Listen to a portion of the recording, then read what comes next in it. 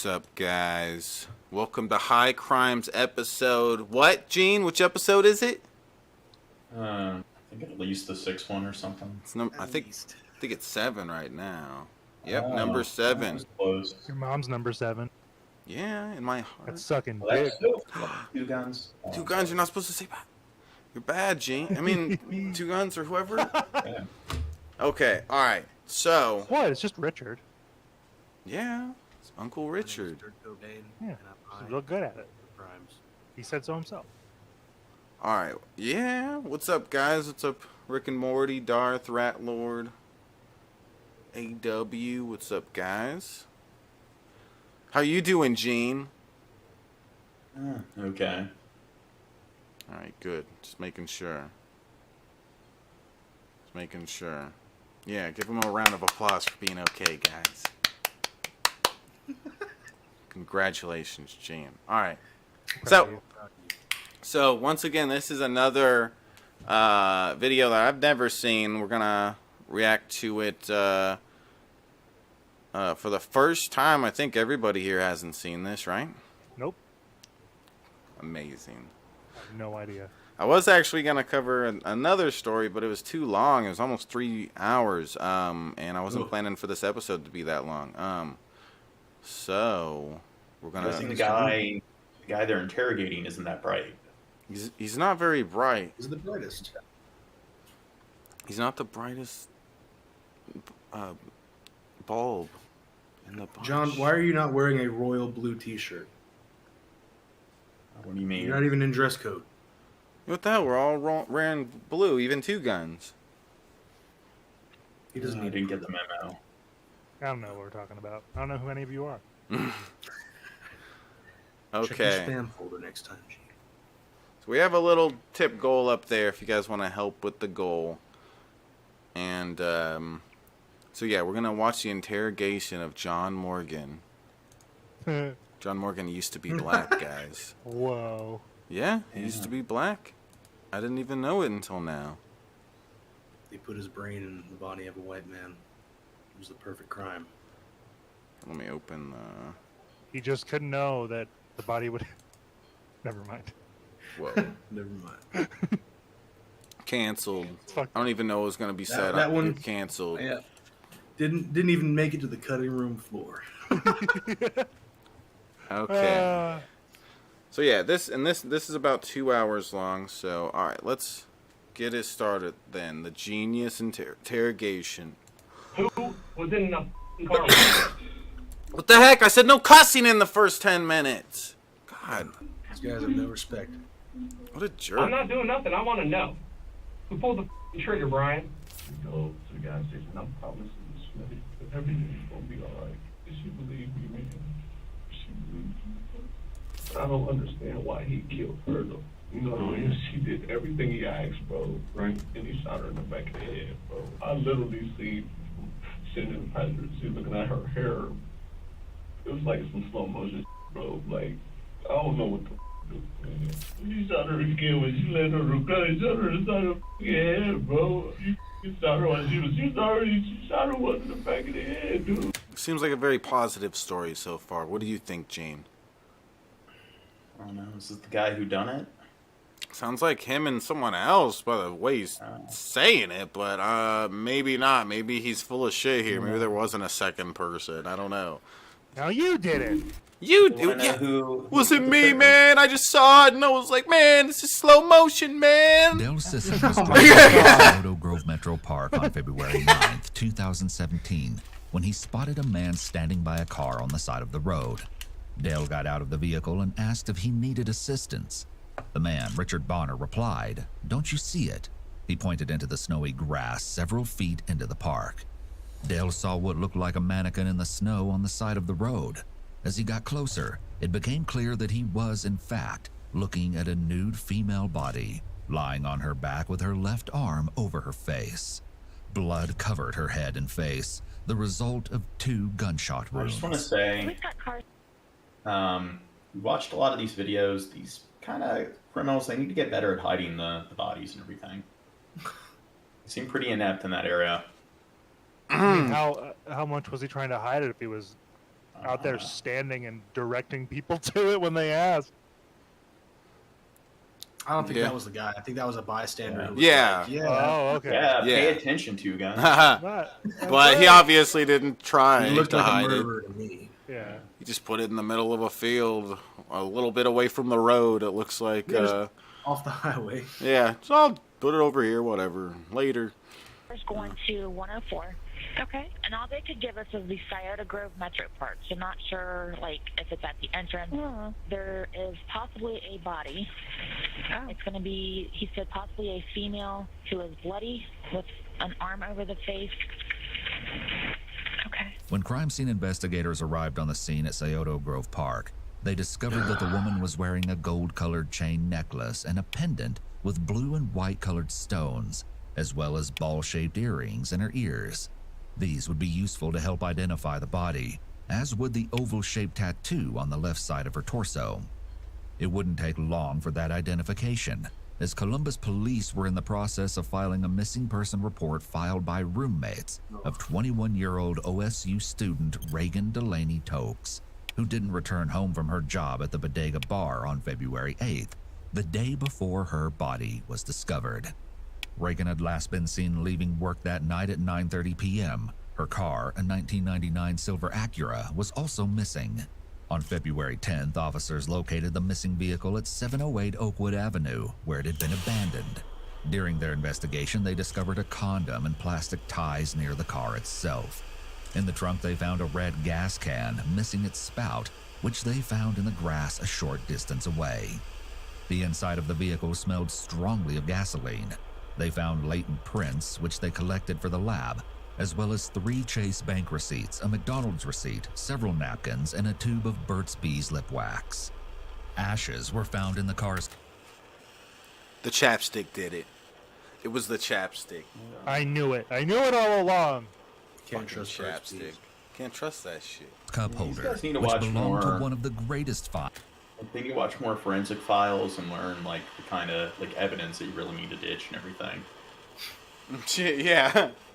Dude, don't they watch crime shows, dude? They don't even know what they're doing. They just make it so easy for like the people working in forensics and everything. Oh, you mean the What I people gather doing here- the crime? Yeah. Yeah. It sounds like was interrupted in the process of trying to burn the vehicle. Yeah. So I'm wondering. I'm wondering. Ugh. finds a cigarette butt.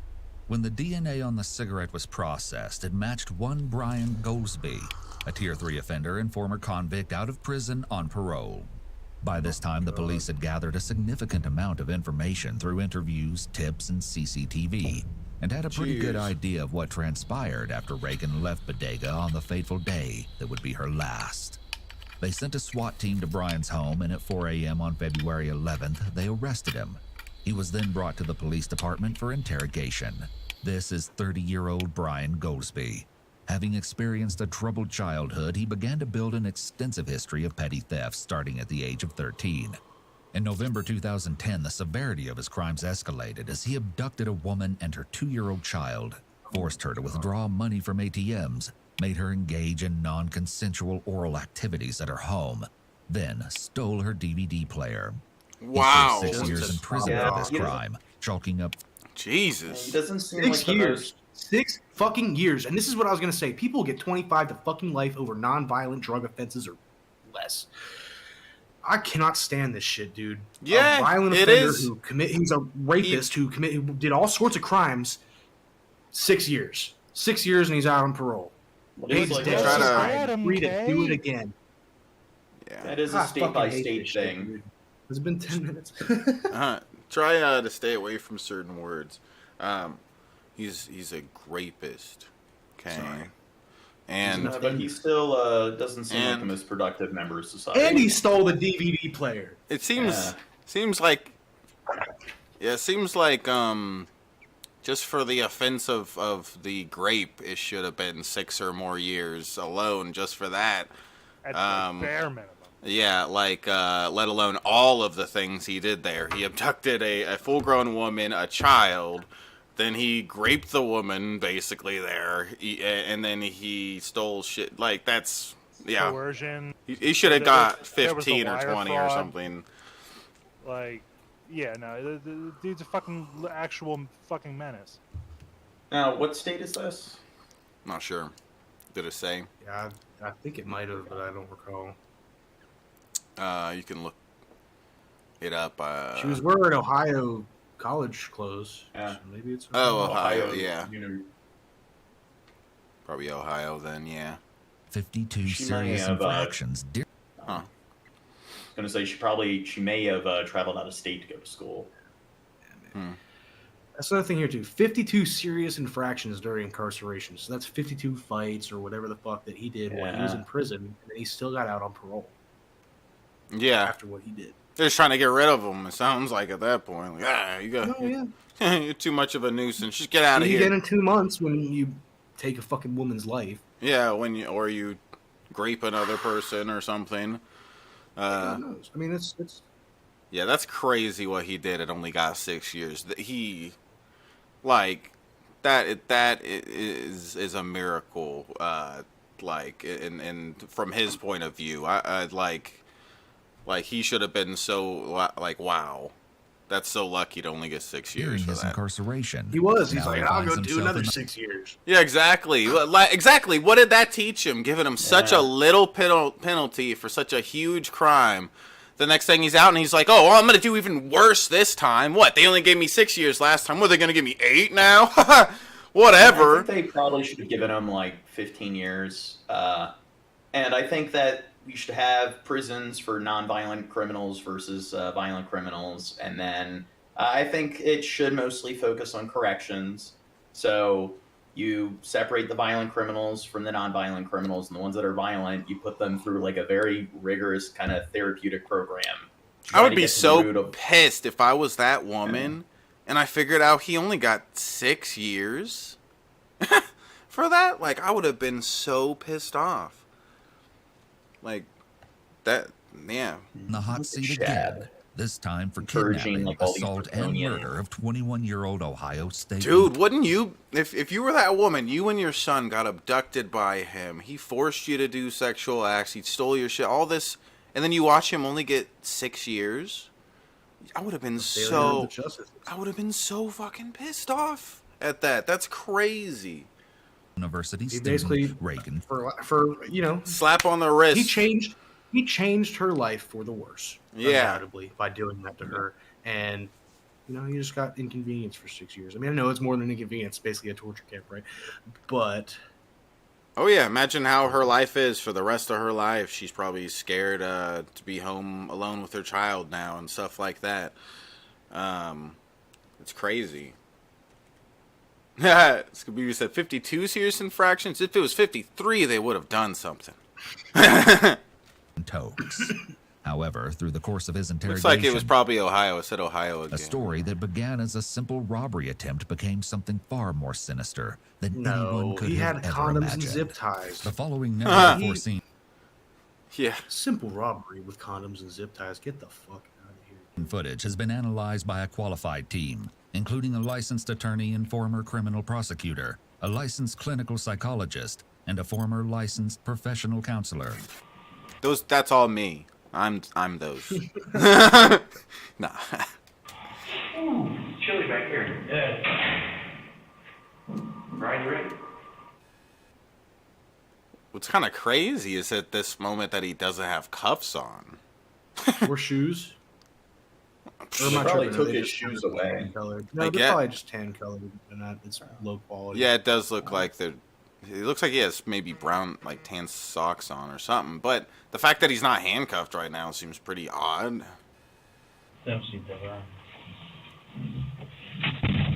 But I guess maybe it's because they're beginning the interrogation and it's part of the they want him process. to know they want him to cooperate. Yeah. They want to think he has a chance. Oh. I don't know. You need a blanket or something? Oh yeah, he's barefoot. The fuck is this? Oh shit! I used the wrong thing. Hold on.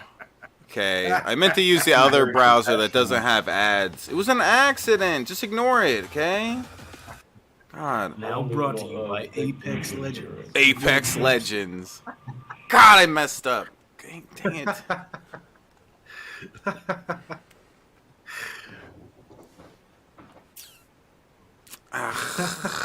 You're fine, Trubisky. Ah. I'm gonna get the formalities out of the way, and then I have no problem. I'll work with you. Download ad You blocker work with me. tab. Here's the thing. Truth. God dang it. I probably need to just switch. We're going to have a bunch of ads through this. It's going to be annoying. So. It'll be every 5 minutes. Yeah, it's going to mess it up. Let me fix it real That's pretty quick. funny. So It's all good. we are 5 minutes in. We'll close that. Scampy said, so the suspect played Apex? That motherfucker's guilty. Let's open up Brave. Give me a second, guys. Sorry, I messed up, but it's honestly all Gene's fault. Yeah, wow, Dingle, he makes a good point here, Dingle. You won't even fork over the $5 for YouTube Premium? Yeah, Gem. I'm too broke. It's probably why the algorithm's putting you down, man. They want you to pay up. Yeah, but I don't want to. Okay, all right. Ad blocker noob. All right, there we go. Sorry about Brilliant that, guys. advice, playing Golem. Golem? Golem. All right. We're 5 minutes into this. Okay, back to the interrogation of Gene Mormon. I'm gonna get the formalities out of the way, and then I have no problem. I'll work with you. You work with me. Here's the thing. Truth. Cooperation. Sometimes interrogators will use a quid pro quo, a Latin phrase that literally translates to this for that, or something for something, to get information from a suspect. A quid pro quo in this context is when the interrogator gives the suspect something that either seems to be a secret or is a favor, like a cigarette in exchange for something the interrogators want from the suspect, which is usually information. No, I'm Nick. I'm Nick. Nice to meet you, man. Sorry we met under these circumstances. Have you consumed drugs or alcohol in the last 12 hours? Listen, what? Marijuana. All right. His admission to recent marijuana use may be a factor in Brian's seemingly relaxed state. The detectives have him follow along as they read his Miranda rights, then sign to Super acknowledge chill that he for having just understands committed them. a murder. He's chill as fuck for a murderer, dude. It seems like Gene, if he criminals do marijuana. he would. That's how Gene would be if he was a murderer. He'd just be like, nah, whatever. Like he wouldn't even care. He'd have blood still on himself, not even caring. Like I'm gonna go make myself a sandwich. I'm hungry. I'm gonna go right on my treadmill after I'm done with this murder. Wipe his sweat with his bloodstained You t-shirt. want a Band-Aid for that? Yeah. What did they flip you when they put those things on you? That's it. When they had them flex cuffs on you, when they cut that, I bet they pinch you. It's like a triangle. Yeah, these guys will grab one. Triangle. Triangle. The officers are being friendly and straightforward with Brian, which is a component of the Reed interrogation technique. Generally, officers will begin with a non-confrontational approach to build rapport, which often changes to more direct and aggressive questioning as they get to the important questions, or if the suspect is dishonest or uncooperative. Brian, you're not here by accident, all right? You didn't just happen to stumble upon this and you're here. You're here because we have a pretty good amount of evidence on what happened. You're staying on 4th Street, correct? 4th? Yeah, that's your address, correct? All right. I noticed the ankle monitor, so it's a group home, correct? You just got out of prison, okay. And you have an ankle monitor on, obviously. I'm just tracking you. The ankle monitor is an important part of evidence in this case, as it reports not only He didn't where even he's get been, out but also Boy. of the group. He didn't even get out of the group home, and he's Yeah. already reoffending. It's just it's so sickening, dude. It's Yeah. so sickening. Like, I can't help it. Like, I just like, I'm familiar with this kind of stuff, and it's just so awful. It is. It's It'd like be these one people, thing if he was just robbing people, but he's hurting people along the way. Like, robbing people ain't cool either, but it would be a lot more understandable, this kind of behavior. 6 years if he for was that, just- sure. Seems like he's not mindful We at just all. got a little like, carried away along the way, Shabisky. a little carried away. well, like people like this, they don't think at all about the ramifications. They just do whatever. There's like no forward thinking at all. Yeah. Also, a timeline of the locations that Brian has visited. The lead detective. See, this is why video games should be outlawed. I bet he played GTA. I bet. He had an ankle monitor on the whole time. He had an ankle monitor on while he was doing the murder. so the cops were tracking him while he was doing it. Okay, I missed that part a little bit there. I'm talking too leaves much. momentarily to Holy give Brian a Band-Aid for a cut on his arm, then resumes the interrogation. Where were you Wednesday night? Now, remember, before you start talking, and we want to know the truth. Okay, that's all we're after. We know what's going on, we just want to know the why. Okay, so where were you Wednesday? So they do that a lot, where they say, "We know we get what happened, everything. We just want to know why," right? To make, I guess, to obviously make you think they just know everything, possibly. Like you keep it in the air where like, they don't tell them how much they do or don't know necessarily. To just plead the fifth over and over again and ask for a lawyer. See, once again, these guys need to watch more crime shows. Yeah, he definitely. Yeah, you would think if you went around murdering people like this, you'd at least get that idea down. Like, hey, He's been through this system. yeah, you'd think it'd at least be like, yeah, give me a lawyer, so some lawyer can whisper in his ear and tell him exactly what to say, so he won't get himself in even more deep shit. But everyone's dumb. Not everyone's smart like me, Two Guns, right? You're a genius. We know. I'm the best. Suggesting that the detectives already know that he's committed the crime and are only interested in finding out the motive are part of the Reed technique's positive confrontation method. This technique encourages Brian to forego denials and affords him the opportunity to explain what happened.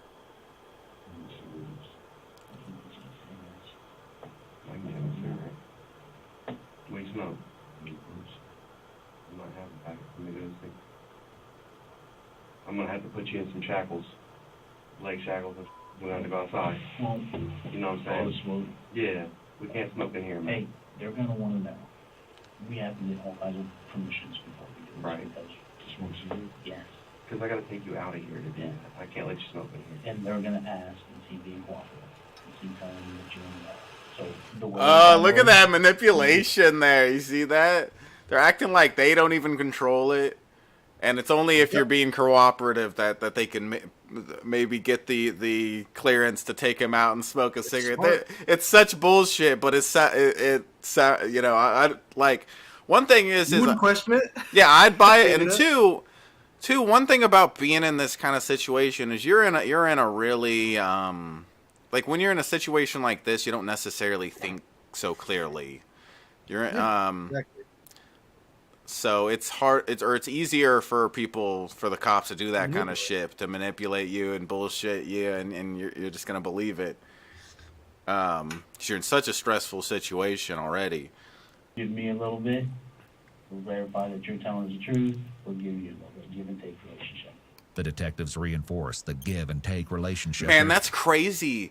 If you think about it, I wonder how many people have gotten convicted, or how many crimes were solved because of cigarette addiction.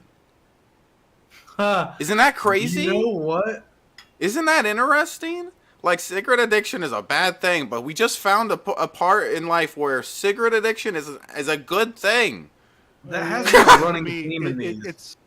it's a screw that can be tightened on people. Is what it really is. Yeah. I mean, and that's towards the positive end. Yeah, and when it's cigarettes, for a lot of people, that's something that's really gonna get them. Like, because the addiction's hard. After so long of sitting there, you keep on wanting a cigarette more and more and more and more and more. Especially when you're stressed out like that. Yeah, exactly. Man, We've that's seen crazy. in past episodes that they'll make dudes sit in this chair waiting for questioning to start for hours. Yeah. And that's Yeah. that's part of the manipulation too on some of that Yeah. stuff I've And learned. then this exactly, and then the nicotine just like makes it so much worse. Yeah. If you think about it, like cigarettes are like money in prison. You should just offer them a Yeah. pack or whatever, because gives them a good head start. I Yeah. don't know if I would lead with that offer. Up your ass. Yeah. When they think Listen. they have a chance of innocence. Listen, you're going to prison, okay? We'll give you a pack, okay? You'll be rich in there, Basically, man. like $200. Basically a Carton, if you make mortgage. it this easy for us. Listen, you won't even have to shove it up your ass. We'll just walk in there with it, man. Whoa. Yeah. Roll out the red carpet while we're at it. Yeah.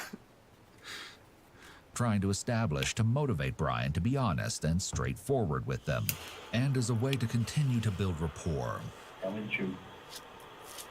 What were you on? What's going on?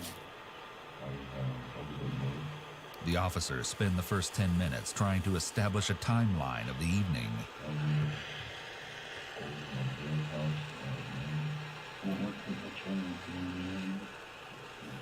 Like, so they're asking him, like they're asking him where he was and everything, and they know exactly Even where though he it's was. easy for detectives, Yeah, exactly. Because yeah.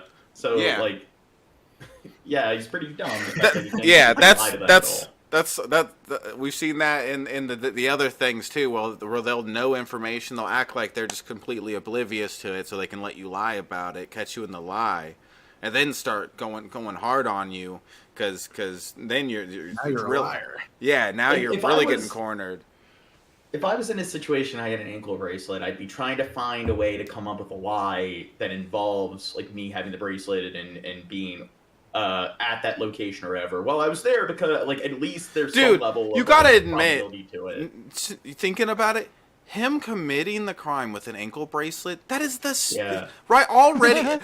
That is the stupidest thing in the fucking world. Like, it's called interrogation of an idiot for a reason. Like, right off the bat, his whole crime was just the dumbest fucking thing ever. Here, I have an ankle bracelet on. It tracks me wherever I go. I'm gonna go kill some people. like what? It's a genius idea. I'll never get caught. Like, to discover Maybe his maybe the group home really sucked that bad, and he just wanted to go back to his cell. 3 meals a day, warm companionship, probably. Hey, Place to sleep.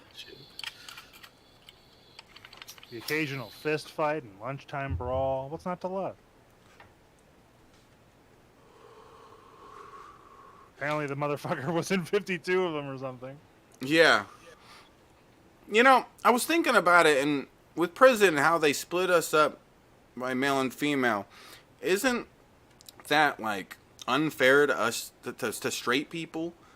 Okay, because lesbians, it's like awesome, like like it's awesome in the way that that like you're not being split up from what you want sexually at all. You're being surrounded by that. I don't know what the But what rules about are. gay guys? With Same with fraternization that in prison. too. It's unfair. Okay, I want a bitch in my cell. Okay, I deserve a bitch in my cell. That's the only way you're taking Well, Shibitsky. Yep. What you do, Shab, is you go commit crimes, go to jail, and then protest from within. Dude, no, I'll be interrogated right here, and I'll be like, fuck you and your cigarette, bitch. I want a bitch in my cell, and I'll tell you right now everything I did. Okay? As long as I gotta pick her. I want a Yeah. co-ed prison wing, guaranteed. I'll tell you everything. She better give some good head, too. Okay? I ain't playing around. I think a lot of bad things would happen if we mixed like male and female prisoners. I think there'd be a lot of Not in my cell. It'll be just fine, okay? There'd be a lot of graping. You're a grape. his girlfriend's name, Brian refuses to provide names for anyone, possibly because of his general distrust for police or to avoid being considered a snitch. You're a snitch, Dirt.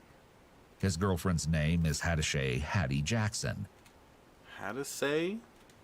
And she That is has a shit. role to play in the story as well. Addie actually spoke to an officer and described her relationship with Brian. It was really strange to me because usually. Yeah. Hey, Rat Lord coming through with a $5 tip and said, "My name's Jeannie." Genie. Thank you, Rat Lord. Guys, be like Rat Lord. Help us with that goal up there. It's small on the screen. We could see it up there. Maybe I should put it in a better place or something. Here, I'll make it a little bigger and like put it like there. Thank you for your kind contribution, Yeah. Mr. Alcatraz. Yeah, thank you, Rat Lord. Be like Rat Lord. Help us with the little goal there. We could do it. Man, they won't let you meet the people who's close to them unless they really like you or something like that. So I guess, but to me, it was too early for that. So I started asking him for money. Yeah. Of course. No. No, I didn't know. You were just talking you're about fine. it. I never got to that point with him. I don't know why. Usually I would just have and then just leave. And my mom. I like how they're bleeping out sex. Business. Sex is a bad word. It's a bad word. I It's not can't being believe I just said that. I don't like relationships. I'm not comfortable around males, all that. So I try not to get in a committed relationship. Okay. I ignored him because he wouldn't give me my money. Not because, again, I have not had with him at all, but I was in a desperate situation, and I didn't want to continue the relationship if he wasn't going to help me out. You get what I'm saying? I went to see somebody and then I left. Where did you go see? My dude. Your dude? Where was your dude supposed to be? My other dude. Did you meet up with your dude? My other dude. I just call him other dude. Hey, what's up, other dude? Hey, what's up, other dude? Hey, I'm coming over. I'll be over there in like a minute to do that other dude stuff. Look, my main dude. I gotta talk to my other dude. Real Yeah. quick about our dude system. Like you- I'm starting to accrue more dudes than this whole binary is gonna work out for anymore. I need like 3-4 dude slots now. So we gotta invest in a new system. It's like you look at his phone and his whole call list is like other dude, other dude, other dude. I think you guys mocking this dialect is like a form of xenophobia, cultural appropriation. You're I don't from know. New York City I and like everything, seeing so the thank you. Princess Warrior, Gene. Okay, I like her. She's a tough bitch. I met him over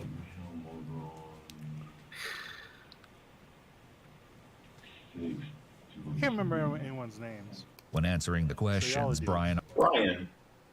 On what? Brian. Sorry, go ahead. On Xena, the On- Princess on- Warrior? Yeah. What's his nuts? I've Kevin never Sorbo? seen it.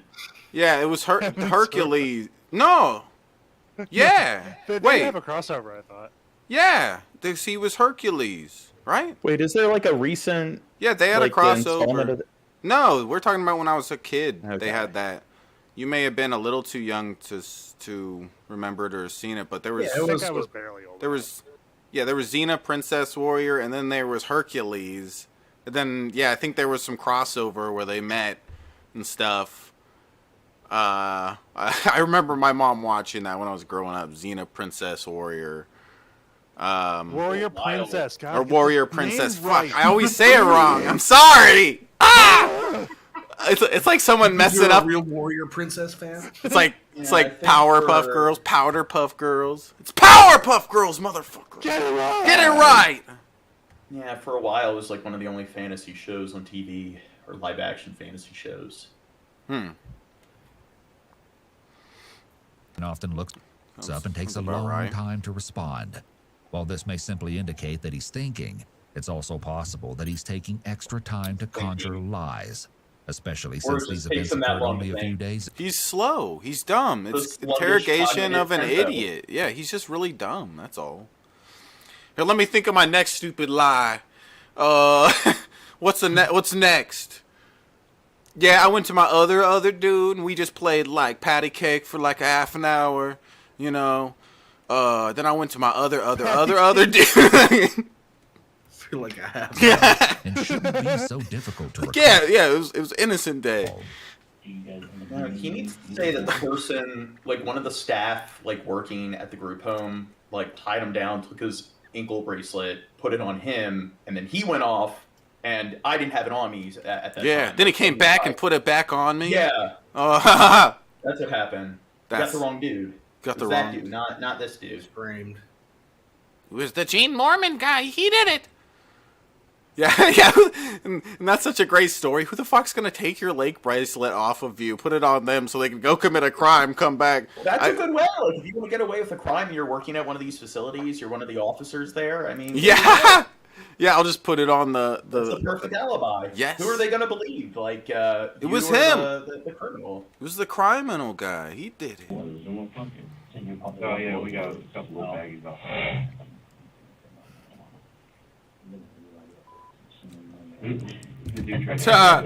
That's funny. You see what they just said? We don't care about the marijuana. They're gonna legalize that shit sooner or later. That's funny. That's basically what. But they're doing that. I bet. That's just part of the. This is just part of the manipulation of being on his, getting on his side, being homies with him. I will say this: in minor interactions with the police, I have basically had cops tell me the same thing. So it seems to be like that's pretty much consensus. If you're not a dickhead, they're not going to gaffle you up for some grass. Yeah. Well, that's why he's so stupid, Chev, because he smokes all the weed. Yeah, people need to stop that shit. Yeah, weed's bad. Okay. Okay. Didn't you hear? Trump is calling for the death penalty for drug dealers. Yeah. That's why I like Trump. That's why he's my favorite. Yeah. Here, I'm going to take where's a my piss. MAGA hat? Where's my MAGA hat? I will say, I got it around here somewhere. Don't test the theory, because for every 10 officers who are like, whatever, man, fuck it, they're going to legalize it eventually, right? There is one officer hard ass who will fucking ruin your day over. Yeah. Oh, yeah. They're out. Your mileage may vary, but, you know. Yeah, plus, these cops probably are just manipulating them here. They're probably, they might not even they might be busting potheads all day and not really care. They're just trying to fuck with them and manipulate them and be. That's true. They have no reason to not lie about that for their ends. And I wouldn't blame them. They're trying to pin this guy for murder. Yeah, yeah. Part of that. It's so weird, but there's so much manipulation involved in this, and it's only for a good reason, you know. And that, Crazy. well, I mean, all that is why. Again, this keeps coming up again. That's why the Fifth Amendment exists. The right to not self-incriminate. I plead the Fifth. I want a lawyer. Like, it's all he has to do. It doesn't mean he'll not get convicted. It'll help him out, that's for sure. It'll make things go a lot smoother and maybe be less bad. I'd say for the most part, anybody in this bad of a situation, you're definitely looking at less of a sentence if you do that right at the beginning, right? Because they're too bad at self-incriminating themselves when they're just sitting there by themselves talking. That's why the lawyer's there and he whispers and tells you how to word stuff and everything, so you don't get yourself in deeper shit, right? I don't know. I'd say probably for the most part, all these people would get less of a sentence if they would have done that. They probably still would have got incarcerated and whatever, but they would have got less of a sentence. I don't doubt. Even as the detectives lighten the mood a little, Brian's demeanor doesn't change at all. Despite his seemingly calm appearance, he's probably Does he have a tummy ache? Extremely stressed, which is understandable considering he's being interrogated. He also has no interest in building rapport with the detectives. During Brian's 2000 Because they're damn pigs, dude! Investigation for kidnapping, robbing, and assault that led to his previous 6-year incarceration, he wasn't as calm and collected. Is the audio good for this stream, everybody that's watching? Type 1 in the chat if the audio's good. If not, tell me if there's something I should change. Turn someone's volume up or down. Maybe the video's not loud enough. Did as he is here. Test. Everything sounds good on my end. What is up with the guy's nose here going on? What are you trying to say? Judgmental, Chab. Chab. It's a low quality picture. It looks like his nose goes all the way down. It looks like he has a witch's nose. It looks like there's a tiny face on the bottom half of his face, and his nose holes are the Y'all just arrested me because of my tiny face, didn't you? Has poor video quality. Let's talk about what we got the DVD player, Brian. And Brian, right now... I told you where I got the DVD player from. No, you didn't. Brian, it was out the car wash. Stop, we're past that. Hold on, let me get this cat off of my desk here real quick. Okay? Oh, this is the last Sure, I got interrogation. you on video, okay? We're not going to sit here and play this game anymore. I got you on video at the ATM after you freaking robbed the girl last night. You ain't got me on no video. I got you on video. You got me on video. You got me on any video, motherfucker. You rob somebody. No, that was xenophobic, Jade. How's that xenophobic? What'd he say? I'm from Baltimore. I'm allowed to do it. He's a bad guy. You're what? So I'm from Baltimore. So I'm allowed to do it. What? Yeah, he's allowed to do it. He's from Baltimore, okay? Leave him alone. Baltimore. Man, you crazy, bro. You took her DVD. She gave it to me, bro. Why would she give you? She gave it to me. Why would she give you? Man, she gave it to me. Why? Tell me why. Man, he is so bad. This is...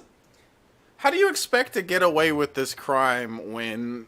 At this point, right? And he's trying to lie his way out. Yeah, it's like, she's going to identify you.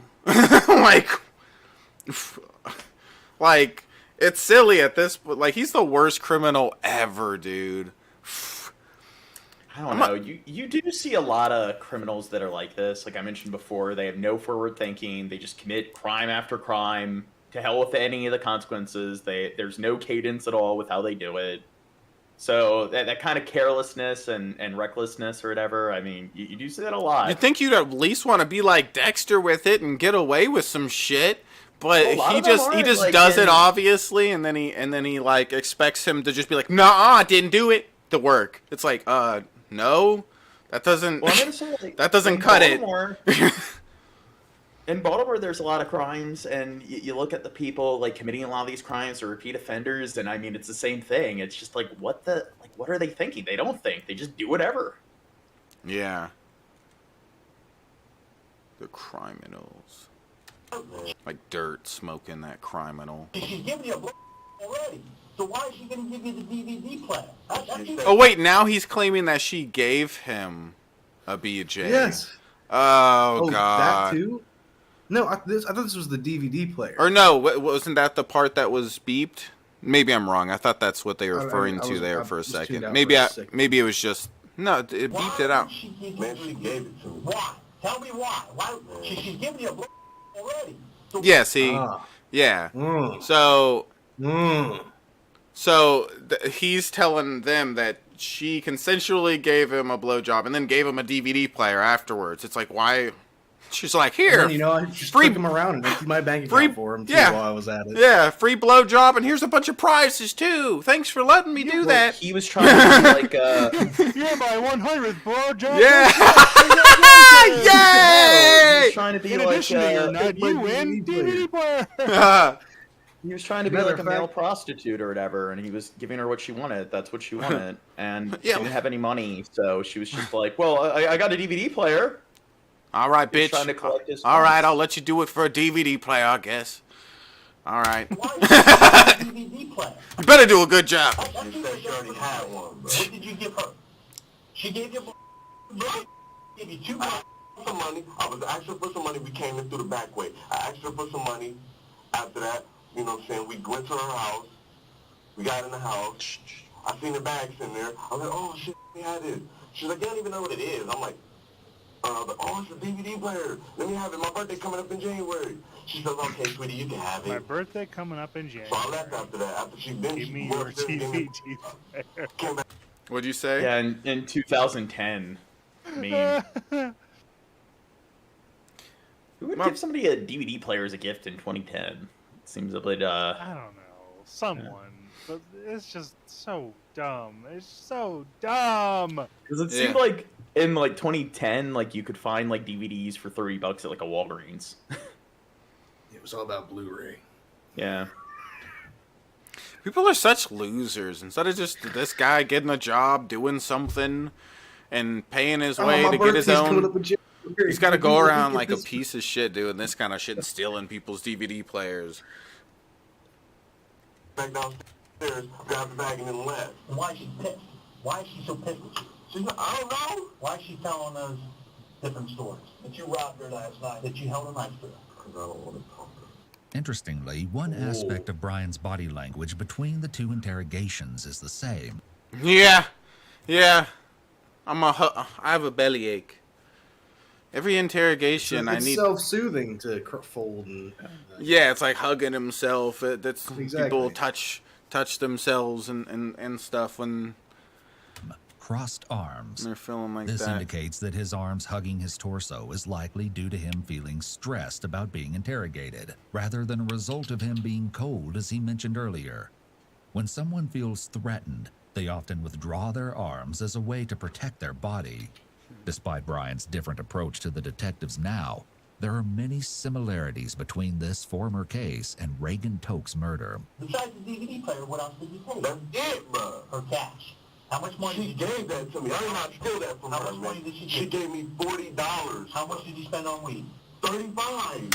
Now, we'll see at the end of this, but I wonder whether or not this guy's ever going to be out of prison again. Oh, for sure. Right, that's what I was 12 about. years. That's what I was thinking. Is he like, even if he gets like a really big sentence, he's still gonna get out at like 50, 60 years old or something. An able-bodied person who could just go do the same thing, and what he's shown from his record, that's probably going to happen. All you got to do is keep an eye on him, and it's gonna happen at some point. It seems. Doesn't seem like anything's gonna stop him. So you kept $5. Yes. Now, when you got back to the apartment and Mercedes pulls up, tell me what's going on there when you guys are sitting there. Nothing. We all started having a conversation. She walked by, I come, she ain't say nothing to them then. She ain't say nothing to the, hey, he's out here trying to do this and do that. Come on, man, keep it real, man. I know, that's what we're trying to figure out. That's what we're trying to figure it out, too. Dude. We're trying to figure this whole thing out, too. Nah, man, it's not cool. I mean, now, y'all doing your job is cool. You guys get back to the apartment. Why would she not say any female in their right mind if something was going on, bruh? Them strangers or neighbors or something, she would have told them, man. Detectives are aware of this footage and the details of his previous case, and take this into account when considering what Brian has to say during the current interview. We know what happened. We know why it happened. Tell me what happened. I want you to die. Tell me what happened then. It's like, it's funny. I like how he asked that back. Cigarettes or nothing. Well, that's what the cooperation is, yeah, man. I honestly, He said, I give him some. You give me some. I haven't got nothing. I gave him a little bit so far. It seemed like 6 years he It's spent very in prison. suspicious that Brian hasn't. Seemed like it's really calmed him down and everything. He doesn't seem as like combative and stuff as he was prior to going to prison. I think he's just going about this a little bit of a different route during think this he's just interrogation. Well, he might have learned a little bit from last time. Yeah, The stakes are also higher. Yeah, that's true as well. The stakes are higher, and then also it's like he probably, from experience, has seen that didn't work. The aggressive, like, I didn't do it thing, it didn't work. He still got 6 years for it I think you're or giving him whatever. too much credit. I think he's just Well, I mean, no, I think he's basically he's not very smart with it, but it makes sense that somebody would do things a little bit differently at the very least in another interrogation after it didn't work out the first time. I Makes might have sense. reflected on what I could have done better in the intervening years. Yeah, he's like looking back, dude, I should have done different on the interrogation. That's where I fucked up on. That's what did it. That's where I fucked up. It wasn't all the other stuff. It was the fucking interrogation. If only I would have played it off more smooth, okay? Instead of yelled about it. Be concerned about this information. She stole my Furthermore, bank it's becoming account. clear to Wanted to suck my detectives dick. that he What will was I not gonna participate. What can I say? Bitches do that to me. They attack my dick with their mouth, and then they throw money and stuff at me. It happens every. It's like I'm a victim, basically. Unless he was receives I call it the attacking cock him, lottery. Yeah, she was attacking him, and he took the knife out in self-defense. He felt threatened. benefit. This is actually something they can use to their advantage. But I want to, I can Yeah. coincide as I y'all have- let me know what's going on. Let me call my boss, see if I can get out from here. What's up with this stuff? I mean, I know that y'all's going paperwork. Right. Well, that's fine. Yeah, let me get the permission. All right. He probably won't allow you for a whole cigarette. Let me get half of it. And then we can hit the rest of it later. Half of it. Half of the cigarette? Is that what are you saying? Are we negotiating half cigarettes now? Yeah, half cigarettes. I love it. I love how petty the cops are with this shit and how manipulative it is. Like, there are some interrogations that we will watch in the future where this manipulative, like, thing, and we have watched it. This manipulative, like, process can be bad, right? We saw that with, like, well, I've at least seen it with like another case or so, and I feel like a good example might be the one where the guy got shot in the face, and they just sat there interrogating him and stuff for 8 hours or some crap. Sometimes the manipulation stuff is not cool, and sometimes it makes a victim out of the people they're interrogating.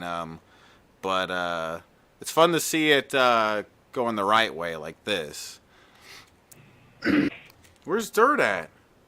It's So he kind had of to like get up for a second. it reminds me of the various like lolcow whisperers on YouTube who like just humor some of the crazies, except this time it's like a cop and a fucking scumbag.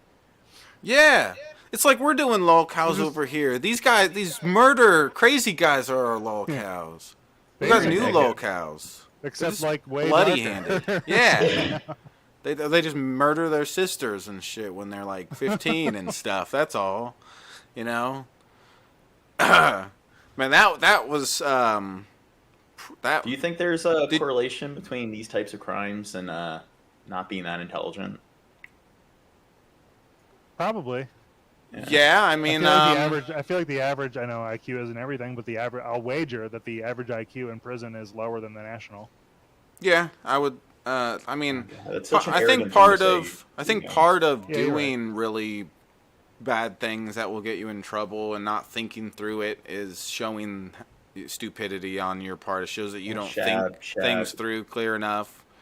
You're and not stuff. allowed. You're not allowed to associate IQ with anything, or else you're arrogant. My IQ's like way up there. Shut up, way above room temperature. But see, like, intelligence doesn't tie to like ethics or morality, right? Like, so yeah, it's a bit different. Exactly what. Well, yeah, you know what? I think exactly what you're saying is like. I think you're a little wrong there. No, hang on. If you're too dumb to realize the consequences of your actions after, like, you've made it long enough through life to, like, or even, hey, been through the legal system already, to realize that hurting other people is going to land you in some kind of trouble, even if you have the most dark, depraved, violent impulses in your head, that level of intelligence can be enough to stop you from carrying them out. Oh yeah, I have crazy things that go through my head. It's also like the Dunning-Kruger effect. It's like people with lower intelligence are just a lot worse at seeing how incompetent they are, and they're a lot more inept at seeing just how inept they are, so they are more likely to follow through with like really stupid plans and crimes, and they're a lot worse at picking up on the things that will most likely get them caught. So like the forward thinking and everything. Yeah. Guys, keep helping us with that goal up there. We're 10% in on the goal, and we gotta hit the goal, or we gotta kick the new person out of the Dank Dumpster, the one that Dirt has right in front of them. Gotta kick them out. Yeah, this guy. Yeah, we're gonna have to kick him out. Do you really want him to leave? He was so excited to join you guys. Yeah. Like, and I'm ready to kick him out for money. Fuck him. Okay. You guys want to keep him around? Help us with the goal. Damn it. Having determined that Brian will need additional motivators, Gene, smile. We're listening to happy stories, okay? the lead detective maintains some leverage by limiting him to half of the cigarette. That way, Dude, we still need a disclaimer in the beginning of these fucking shows to be like, we joke about crazy stuff or whatever, because like, I feel like It we'll gets say dark. yeah. I feel like we'll say some crazy dark jokes during these that like a lot of other YouTubers will not do that cover this kind of stuff. So when with some of these getting good views and stuff, at some point, some people are going to be like, "What the fuck is wrong with them? What did they say? Did Gene's Hashtag satire. Hashtag Yeah. it's just a joke. yeah." Hashtag No, sorry. Thinking about Hashtag intelligence sorry. again, I think a lot of people that don't pick up on the fact that we're joking are kind of fucking stupid. Wow, you're so arrogant, Gene. Whoa, Gene. Yeah. He has Can't believe you. another bargaining chip later when he needs it. All right, you said we're good to go. Give me a minute, let me get your pass.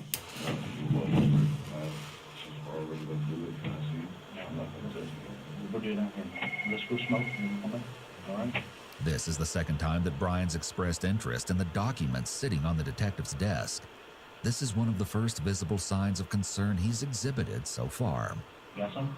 Come on, man, got you one. Officers provide Brian with a jumpsuit to keep him warm to gain additional goodwill, along with the promised smoke break. With the smoke break concluded, detectives return to the interview room with Brian. This is no... Dude, we don't know all the information of this case yet, but I'm willing to bet, like, he would have made out with, like, $100 or something, or he did, or something on this. I don't know, I'm guessing he robbed the chick that ended up getting killed there. He probably got, like, fucking $50 or some bullshit, some lame-ass amount for doing such a horrible thing and everything. And, of course, he didn't even end up getting that, because he loses it in the end. He goes to prison and stuff, but... Like, I don't think like, he had any intention of getting away with it at this point. You know, it seems pretty fucking bizarre. I think he's just, I don't know. I think he just assumes people are stupid and they're not going to get him. He probably got away with a lot of other crimes. I wouldn't doubt there's plenty of other crimes he's gotten away with since sometimes it can be easy to commit crimes in certain places and stuff, and I bet he got away with plenty of stuff, and he thinks that he is a smart guy, and he probably assumed that, like, yeah, sure, I got this ankle bracelet thing on, but they ain't gonna know it was me. They ain't gonna even look at the tracking thing. They'll think it's some other dude. They ain't even gonna see me, right? I think he's not necessarily doing it being like, oh, I'm going to get in trouble for this, like, looking for attention or something. I think it's more like he just like Gene said, he doesn't even think it through very, very wisely or anything. And it's just like, yeah, whatever. He probably said something like that. Like, they aren't going to look at the tracking thing for this or whatever if he knew that of course he knows that they can track where he's at and be stuff. Suspect of him. Yeah, they won't even be suspect of me. I'll be back here by this time, and they won't know anything, you know.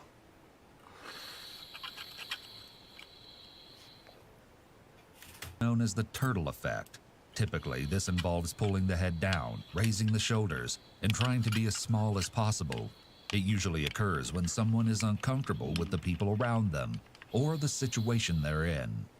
Although some dismiss body language analysis as pseudoscience, it's used by the FBI and CIA during interrogations. When the CIA is interrogating an individual, they look for clusters of 3 or more indicators that occur in either quick succession or all at once. These indicators can be signs of discomfort or uncertainty in what the individual is stating, rather than indicators of deception. It's extremely important to note. Are you paying attention, Gene? Nah, not really. Gene, you better pay attention in class. What? I think it's a soft science, a soft skill, right? Like, it's not... You couldn't... Yeah, but you just got to play with it a little bit. It'll get harder. Yeah. You just got to lube it up and put on something sexy. Yeah, Gene, right? Yeah. That you cannot detect deception through body language analysis alone. This is where this cooperation thing is going to start or end. You know, turn on and stuff like that. Right. I know. I don't want to get you on.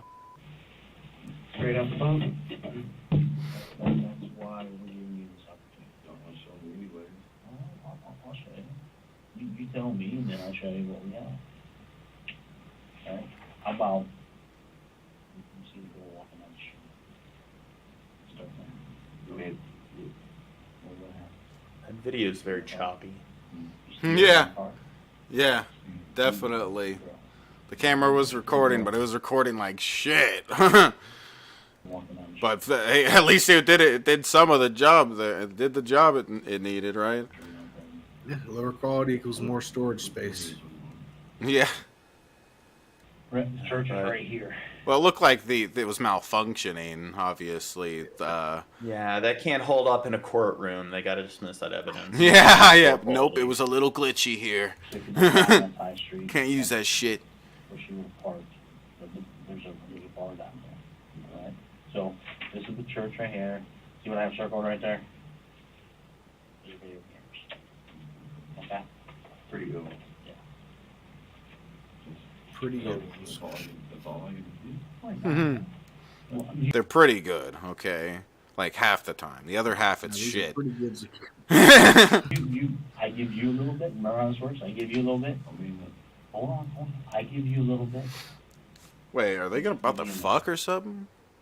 What are they talking? Hold on, let me get a drink real quick. Drink time. Hold on. All right. What are you doing, Gene? Not much. Falling asleep. Oh my. Trying goodness. not to fall asleep. You had a long day, bud. Yeah. Dang.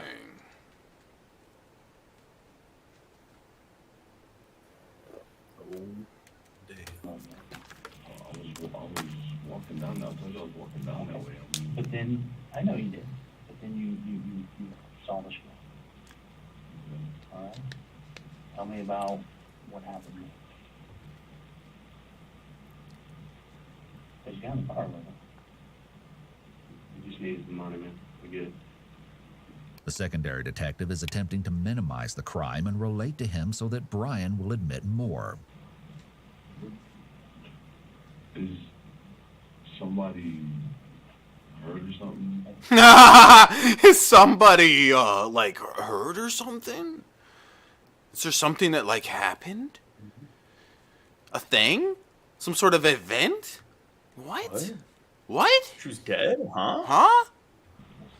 Brian decides to play dumb here, seemingly unwilling to admit to anything until he has a better idea of what detectives really know. We just talked about this. Cameras. I love it when people do the, like, blind little puppy or playing dumb, like, kind of technique. Like, you see people do this all the time. Like, remember the one video of the woman who paid somebody to murder her husband? And it was an undercover cop, and they have her on camera talking to the undercover cop about how she wants her husband to die and doing the transaction. She's like, what? Me? Huh?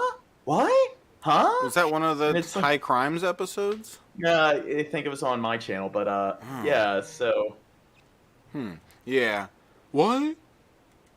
If I just act dumb and act like I have no clue what's going on, then they can't convict me, right? You also see just, I know a lot of people that do this where, like, you catch them in the act doing something, or they're, like, an hour late, and they're like, what? Huh? What? Huh? Huh? What? Huh? What did I do? Huh? I didn't do nothing. I'm Shabiki. Do nothing. Some money. You get it. You needed to get back to your 20-some first. Accidents happen, man. I'm still not. Well, you tell us about her. All right. Dude, we're 41 minutes into this interrogation, and basically this whole time he's kept his arms at his belly the same exact way. We're working on, how long is he going to keep his arms like that? What is going on? Cold. Yeah, it's cold. And said you're not here by any accident. I know, but I still want to know what's going on. What this time? Tell me about the girl. Tell me about why you got in the car with her. Did she invite you in the car? Can we do this? No. Tell me what's going on. What do you have on me? Yeah, y'all tell me what's going on. I'll tell you everything about that. Here, Brian attempts to take control of the investigation and ensure that he doesn't confess to anything that he's not forced to admit. He seems to want to negotiate with officers, but his feigned confusion isn't very convincing. You got into the park, right? Yeah. And then you went down to Chase Bank. I had to do some withdrawals from the bank. Right? And go get cameras on there as well. You didn't get out very much. Only $60. Yeah.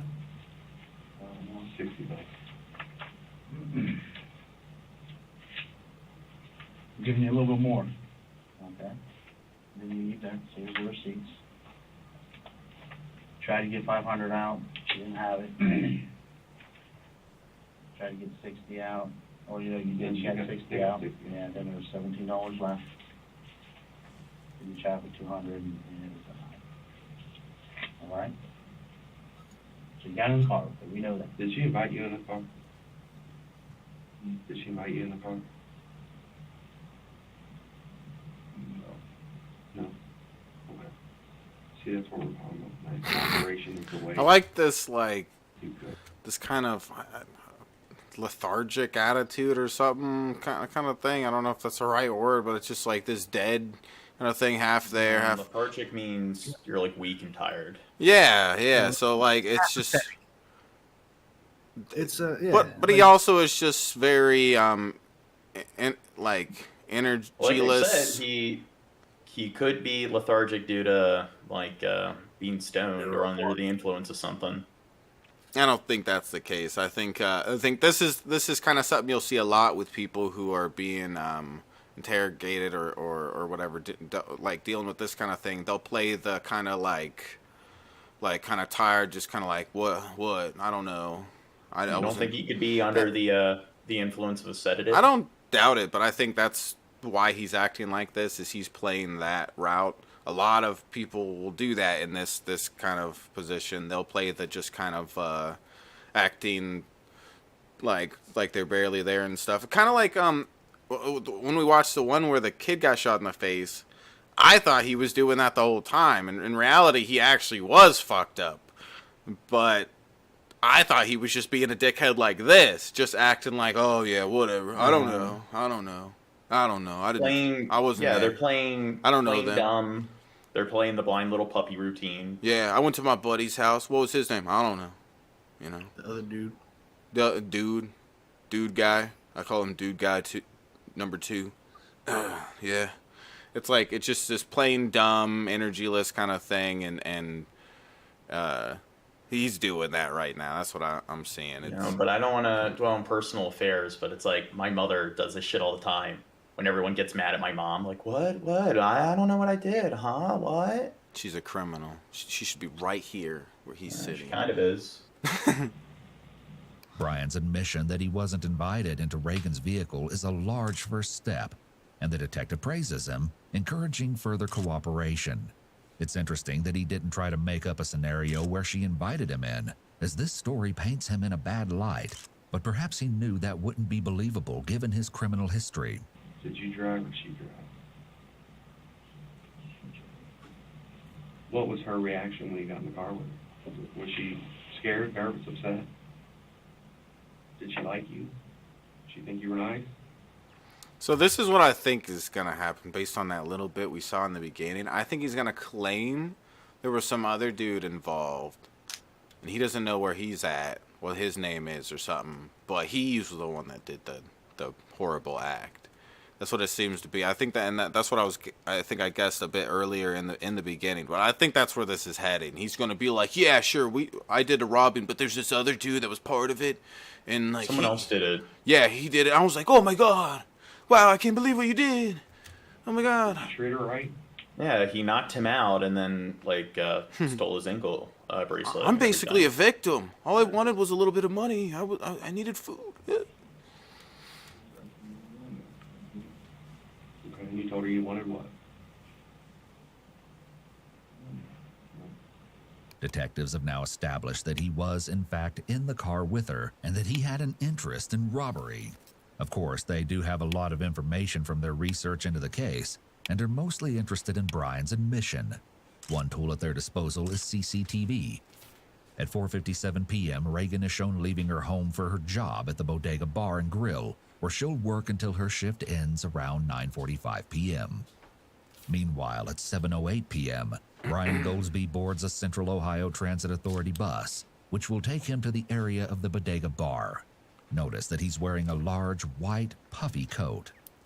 Near the end of Reagan's shift, she eats dinner at the bar, and at 9:45 p.m. leaves, turning east on 3rd Avenue where her car is parked. GPS coordinates recovered from Brian's ankle monitor show that he'd been roaming the area outside the bar for some time before Reagan left work, and the two intersected at the location of her silver Acura. Shortly after, Brian's GPS picked up speed, indicating that he was now in her vehicle rather than walking around on foot. Did you have any cash on him? No. So you told her to drive to Chase? You had Chase around 10 o'clock and you try and you there's like a 30-minute delay. Try again. What happens when that 30 minutes? Did y'all get some food or anything? Did you get a little action? Did you get Detective Fournet's rather unexpected question here may be a reference to Brian's previous case, pointing out similarities between the two. You sure? Pretty girl. I mean, What did he say? I'm not sure. I didn't catch that. A little action? Oh, God. Oh, did you get a little action? Detective Fournet's rather blowjob? unexpected question here may be a reference to Brian's previous case, pointing out Huh? He said, did you get a blowjob?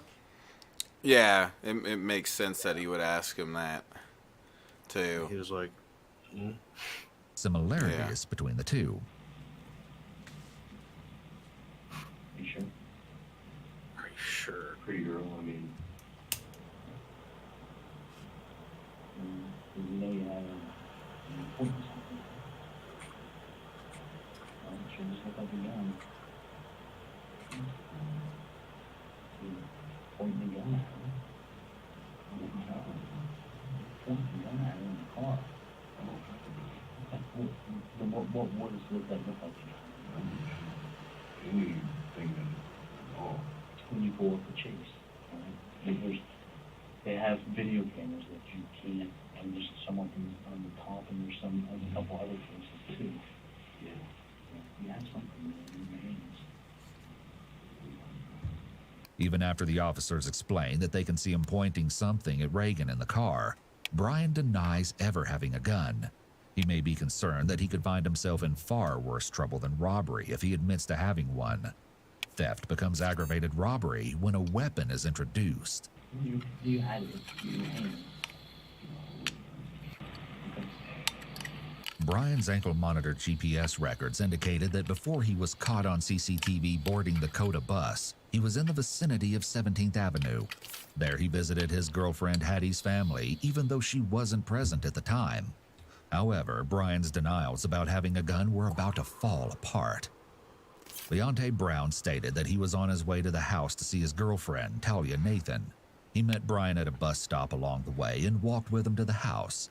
During this time, he claimed that Brian told him that he'd purchased a gun, although Leonte didn't see it. When they arrived, Brian texted Talia, Hadashay's cousin, to let her know they were there and she'd let them into the house. Dude, this is kind of crazy. It's like the videos advertising that they snitched and stuff. I don't know. It's crazy how it was put out there like this. You know. House. She explained that Brian took off the white puffy coat that detectives witnessed on the CCTV footage and put it on the couch. Very discreet. He then warned her that the coat had a gun inside so that she and Leonte's toddler son wouldn't touch it. At 6:00 p.m., Hadashay's aunt Tawana Richards arrived at the residence and attempted to move the coat off her couch, noticing that it felt heavy. Brian because he doesn't want to be put away for a long time like last time. Yeah, whole 6 years, poor guy. Yeah.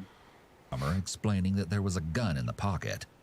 None of the three actually laid eyes on the gun itself, but this conversation took place while Reagan was still at work, meaning that Brian had a firearm shortly before his encounter with her outside the bodega.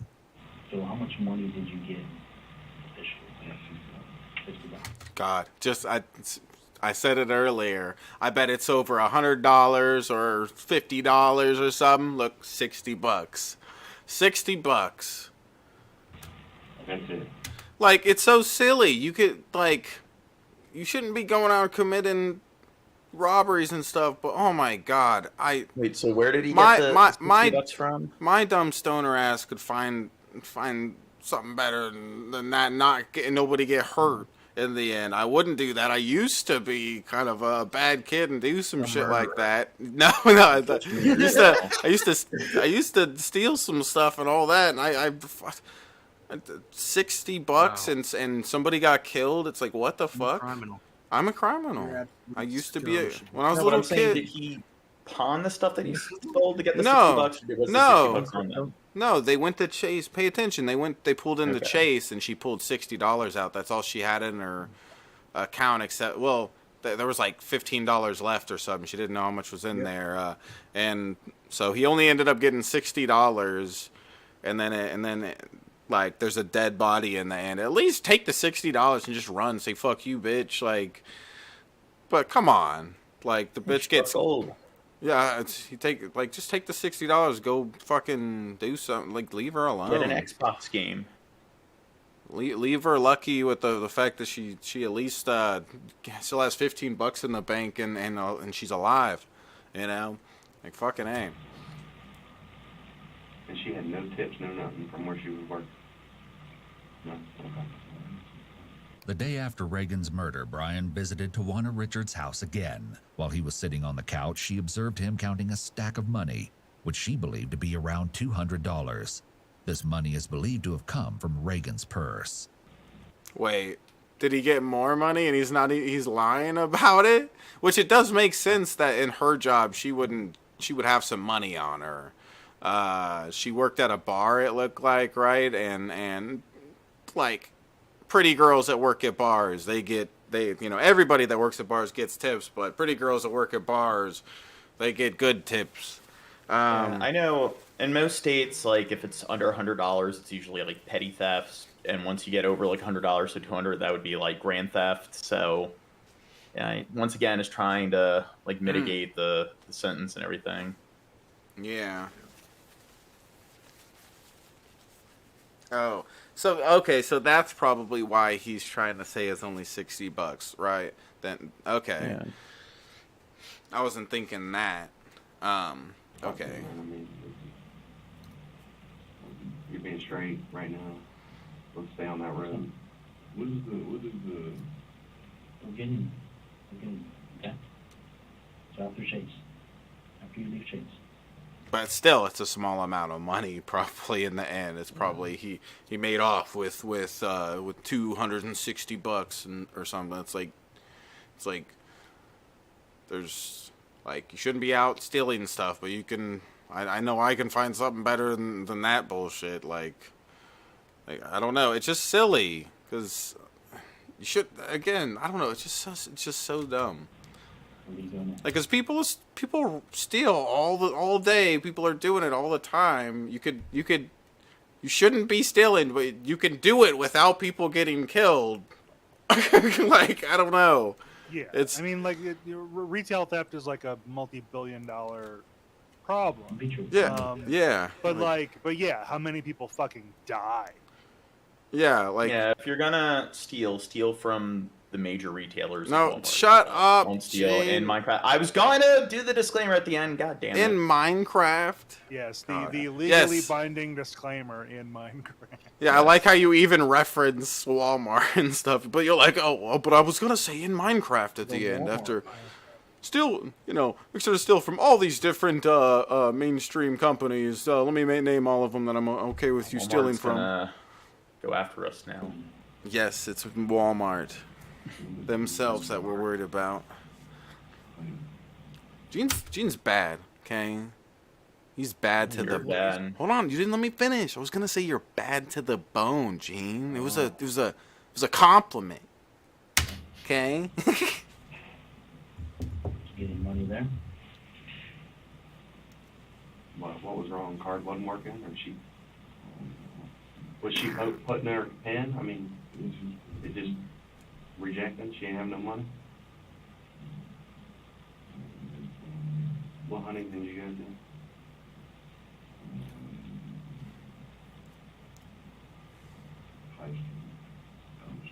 South of the Chase. Okay. Because he went to Chase, didn't work, went to Huntington, didn't work, went back to Chase,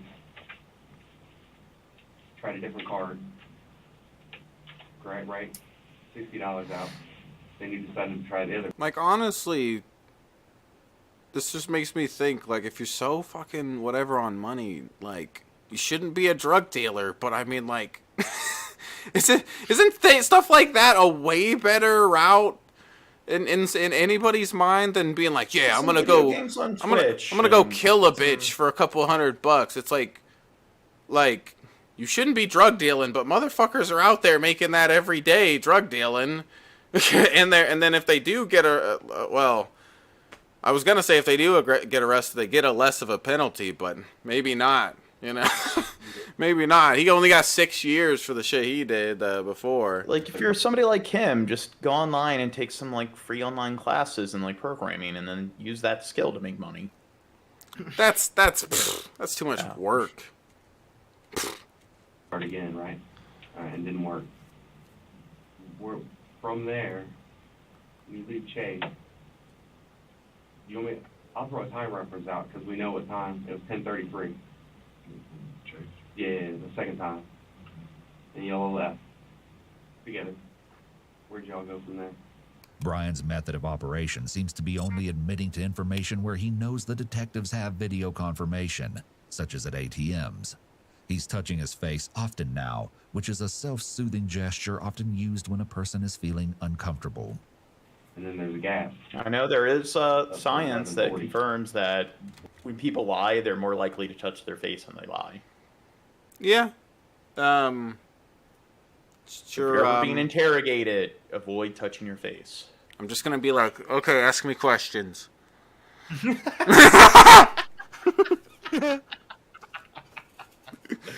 That got me. Okay. And don't avoid eye contact. That's another thing people typically Yeah, I'll be do. like, ask me questions. I'll look them straight in the eye the whole time. I won't fucking blink, I swear. You gotta give them the cold, psychotic. Yeah, he'll like piss himself, be like, I'm out of here.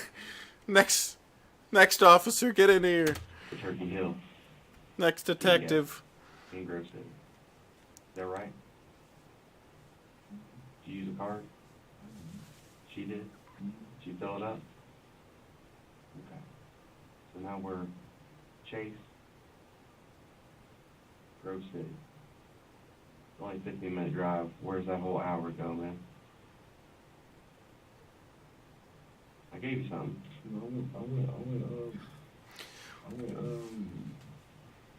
It's during this period of time that the officers suspect that he assaulted Reagan, and Brian seems to have a clear understanding that making any admissions related to this incident can place him in significantly more trouble than only the kidnapping and robbery charges he expects.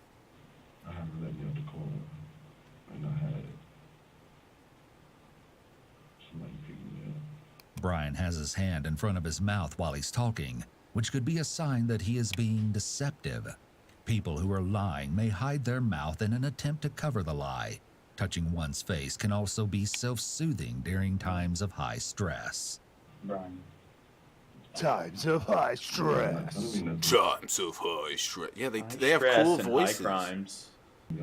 Yeah. I just gave you Turkey Hill. You didn't give me nothing after. I said that if you tell me I'm just gonna guess. I Well, some of the stuff is some of the stuff in here is written. We don't have. I didn't make photographs of Turkey a Hill. whole bunch of pictures.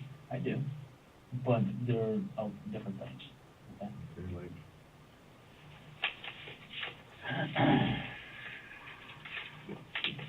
can I see the pictures and I can just tell you what's going on? Well, I don't know why.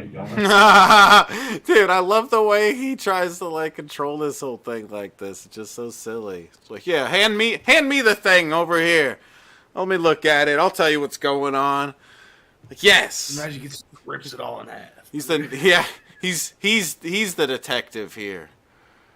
Here, I'll tell you what's going on, guys. Here, let me. Tell you who done did it. Yeah. He doesn't even know what I have in To be honest with you, I've been looking for you and all that, and I haven't been part of that part. It's becoming frustratingly clear to the detectives that Brian isn't going to present any new information on his own. He's determined only to commit to something when he knows they have irrefutable evidence. He has a lot of experience with law enforcement, which influences how he interacts with them. We're not to the point in the story yet where these other If you lay it out, I'll explain it. If you lay it out, I'll explain everything. Using the read technique of interrogation, detectives present a piece or two of evidence at a time and give the suspect time to build a story around that evidence. They then introduce another piece of evidence, especially when the story differs from what the detectives know to be true. Brian's stubborn refusal to play along is derailing their attempt to use the tactic to its full efficiency. So we have the receipts, all right? So we have, I'm not going to show you that stuff yet. I'm going to show you everything else I have here. That's the same stuff you already showed. I know, that's what I'm saying, there's not much in here.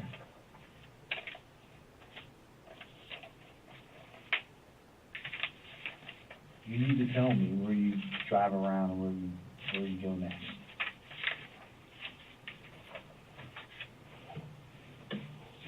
This is her car. This is just. Yeah, Tony, he ain't got that much there, man.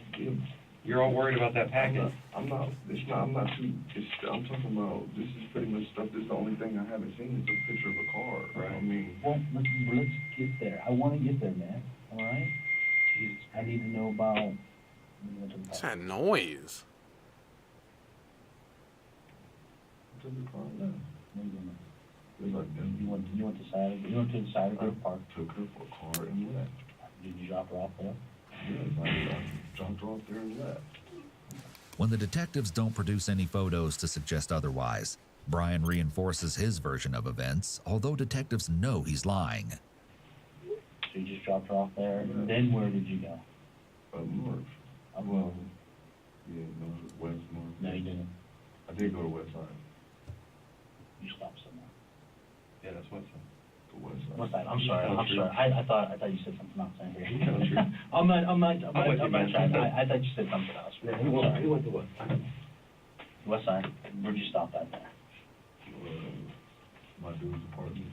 You stopped at a store. My dude's apartment. My dude's. Yeah, I love how he it's obvious you're really trying to hide something when you don't know anybody's name you hang out with.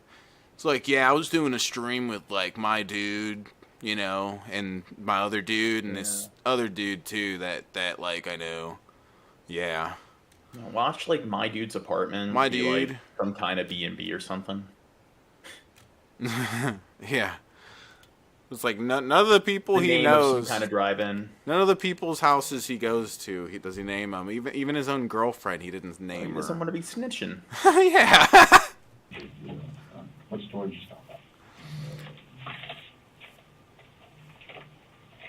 I don't know the name of that gas station. If I said it, would you know? Speedway. Yo. Speedway? Alright, that's you. That's what those other pictures are, man. You a Speedway. What'd you buy at Speedway? After Brian's attempt to have the detectives put all the evidence on the table, the detectives methodically produce more photos to put him on edge, as he doesn't know what else they may still have. And a gallon of gas. That's what this is. Showing that you bought. Gas can. Alright, so that was a gas can you bought. Spout. That's over on Oakwood Avenue. Wait, so he got the stuff at the Speedway in order to try to get rid of the evidence? There was gas all over in the car, from what I remember they said. So it seems like he was going to, and maybe got interrupted, like Dirt said earlier. We'll see. Like once again, like if I was gonna get stuff to dispose of evidence and stuff, I wouldn't go to like a place like a Speedway where there's like clearly gonna be surveillance footage. Yeah, I don't know. It's so dumb. Or the gas can. The dumbest part about it to me is just like it can be hard to make a living and stuff, but it's not that hard out there where you need to go kill a bitch. Oh God, Shaq. Like seriously, you could go at very least fucking become a that's just easy for everybody. No, like at the very least, like I said earlier, fucking there's drug dealing, there's all sorts of illegal things you could be doing that like are a better choice now than look at what you're encouraging people to do. Advocates dealing. Nobody should be doing crimes or dealing drugs, but it's like, what the fuck? How is that your choice at the end of the day? Like, oh, I'm gonna kill a bitch. It's like you could do a million other things that don't involve killing a bitch, and you. Well, I think he did. I don't get think money. He initially planned on doing it. I think he was probably like assaulting her and stuff, and then out of rage, like, how did she die? Like a gunshot, a stab wound, or? We'll see. I'm pretty sure it's a gunshot. He had a gun. Yeah. But, so it could have been that he was like when he was mugging her or doing the other stuff, like she wasn't being complacent enough. So out of rage, it's like, yeah, like fuck you. So I'm thinking it wasn't like first degree murder. It was like second degree murder. Yeah. Pictures go. That's what I have. That's not everything I have. That's what I'm saying. Photographs. No, listen to me. Photographs. That's the photographs that I have. We have other stuff too. Let's back it up. Just notes and stuff.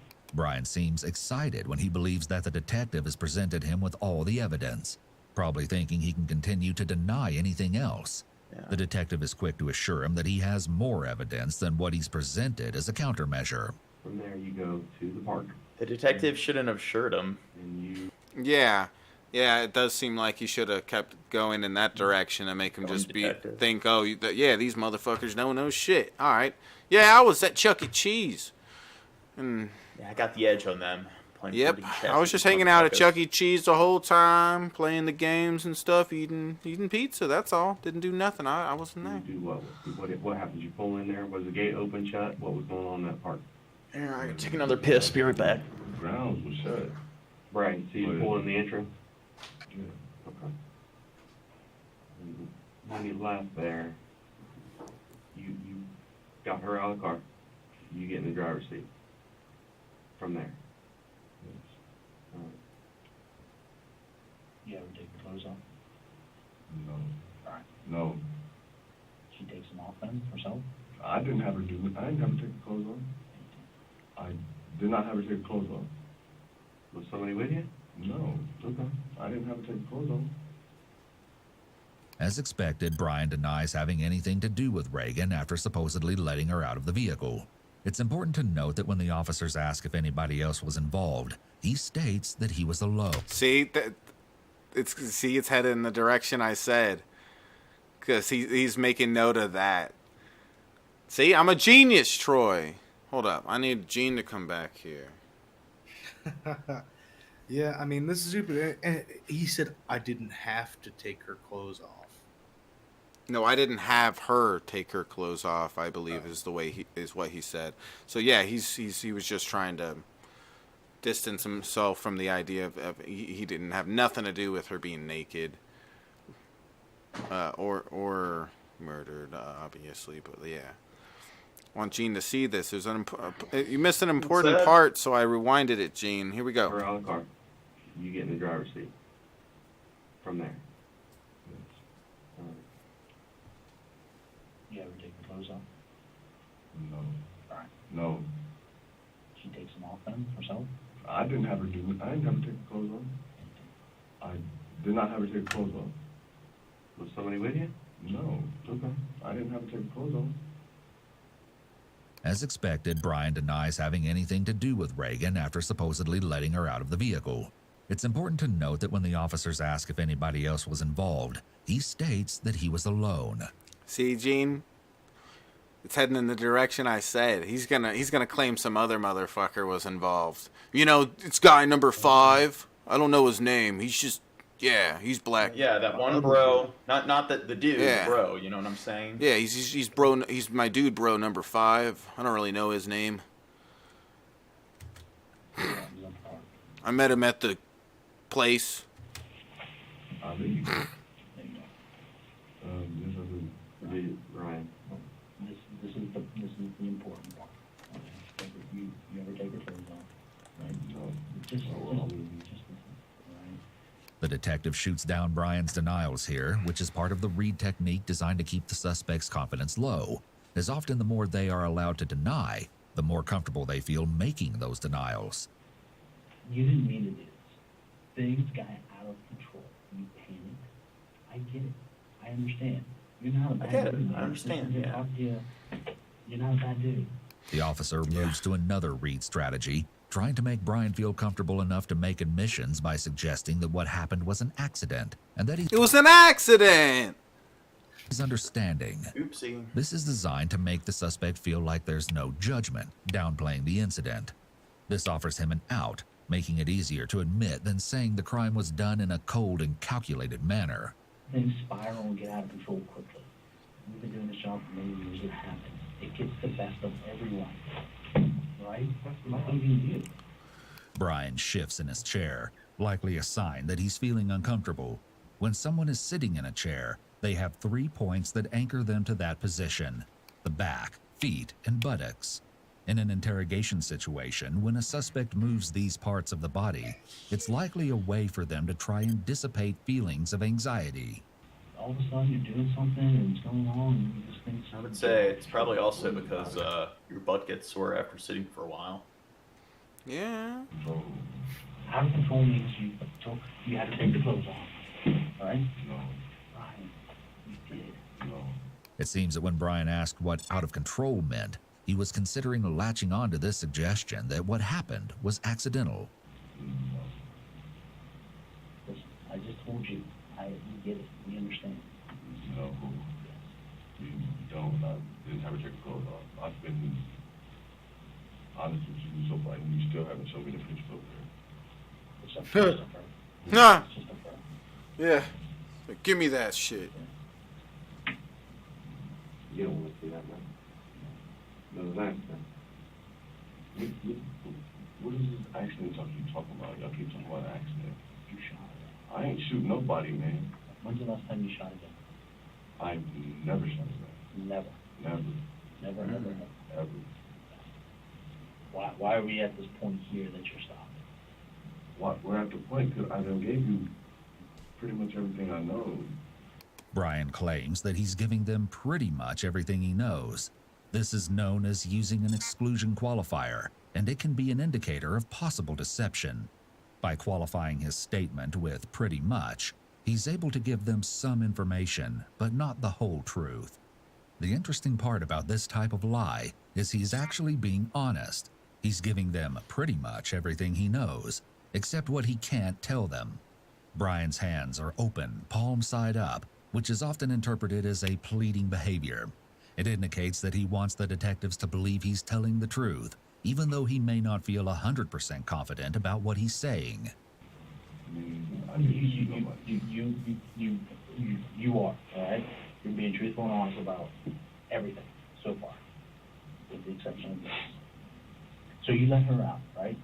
And she is found naked and dead there the next day. All right? And you leave. It's freezing cold. Listen, Brian. I don't shoot nobody. All right, just listen. It's freezing cold out. So let's just listen. If we go along with your story, all right? You let her out. It's freezing cold out. You leave. Is that what you're telling me? Yes. What's she gonna do? I don't know what she does. She's gonna get the hell out of there and run to the house. Listen, anybody in the right mind would do that. If she just went through all this, you let her out. She's gonna run to someone's house.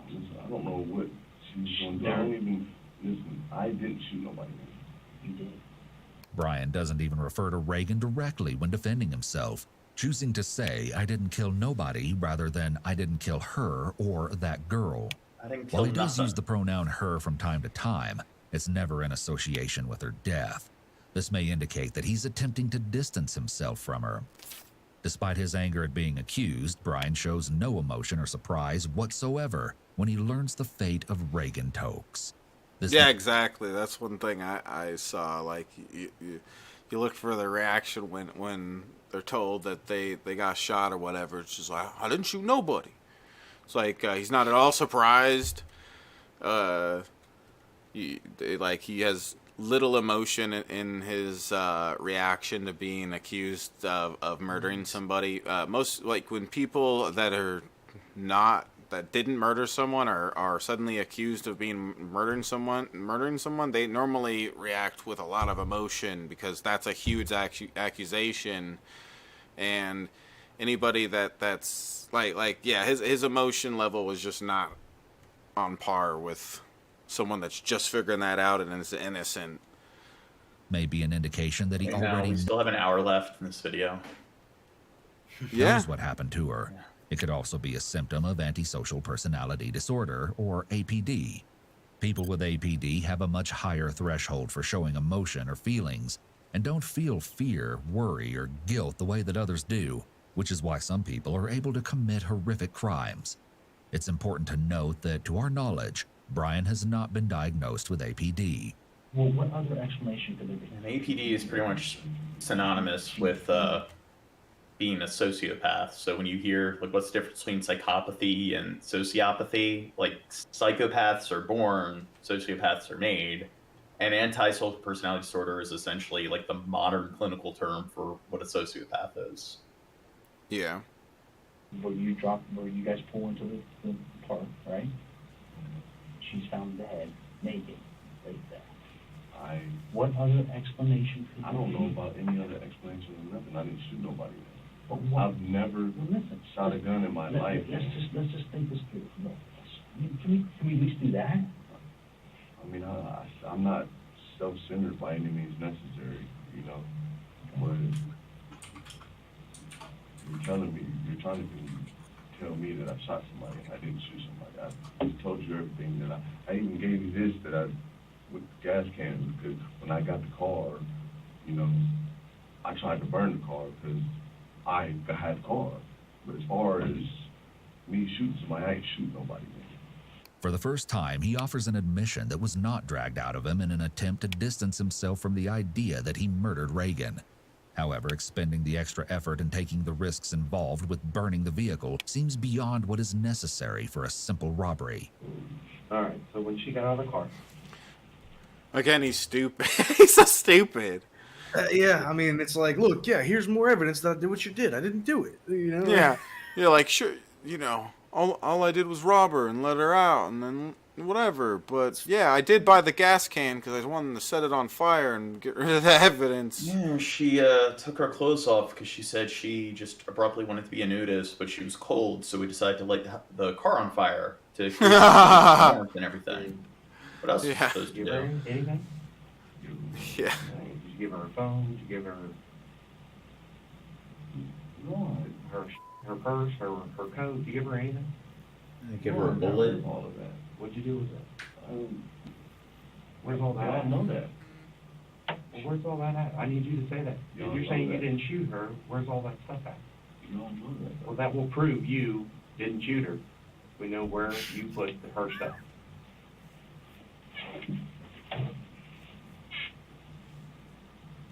I like how they're selling them down the bullshit river. They're like, give us more evidence that you did it, and it'll prove that you didn't do it. It's literally what they said. Tell us where you have the clothes, and it'll prove that you didn't do it. Yeah, that is funny. Oh my god, dude! Right, it's in the dumpster at Speedway.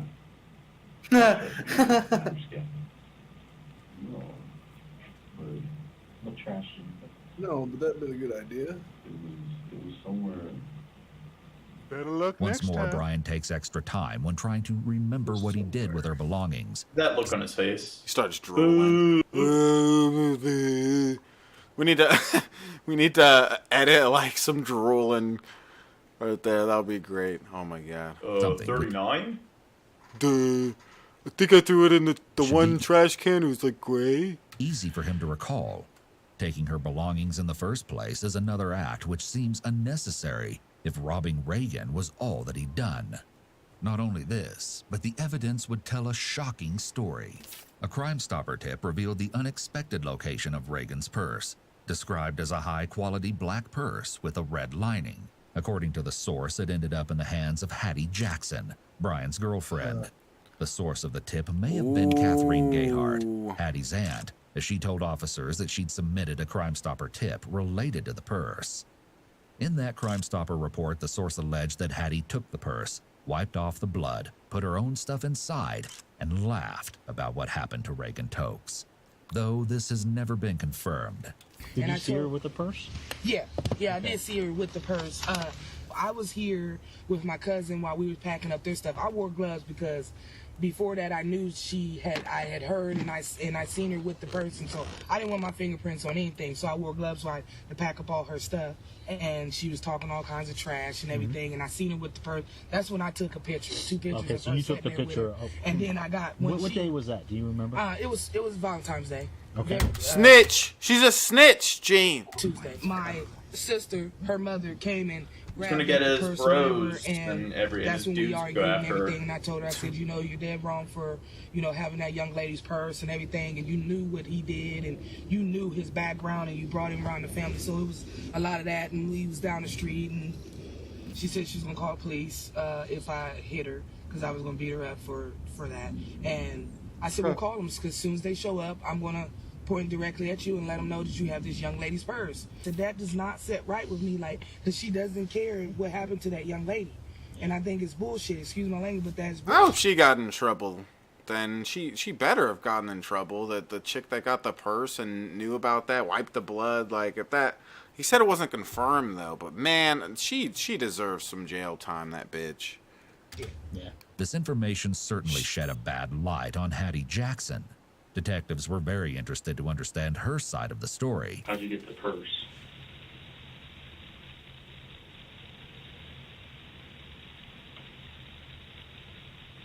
Now's the time to be perfectly honest with me.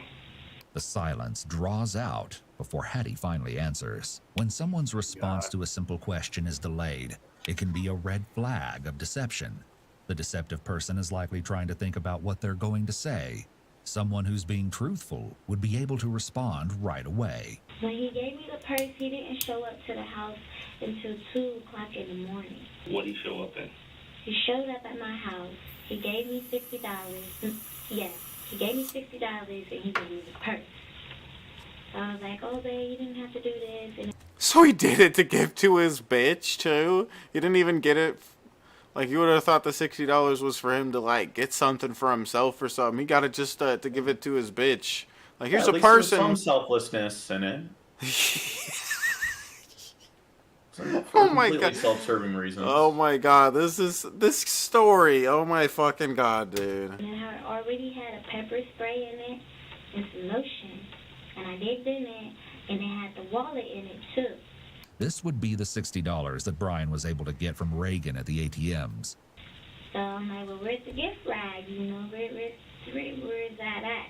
So he's like, well, I already unwrapped it to you. I just wanted to just, give it to you like that. So I was like, okay, whatever. It's incredible that among these other items, Hattie is able to discount a wallet inside the purse after Brian told her it was a new purse. What was in the wallet? You opened it up. Again, there's a long silence before Hattie responds, another indicator of possible deception. Nothing was all empty. Everything was empty. Everything was empty. There was nothing in that purse at all that was No so business cards, nothing. The purse was empty. It looked like it was cleaned out. The only difference that I knew it wasn't all the way brand new is because it had that spot, like a lip gloss spot or something, or a lipstick spot. And where did he say he got it? Mason. Lipstick. Target. Actually, I would do it. You took the car back with Harris? What type of trash? Trash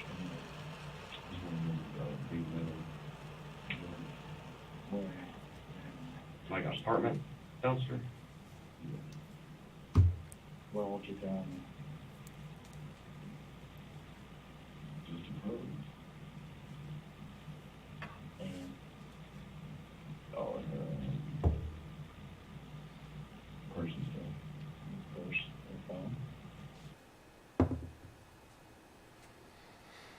be straight with you now.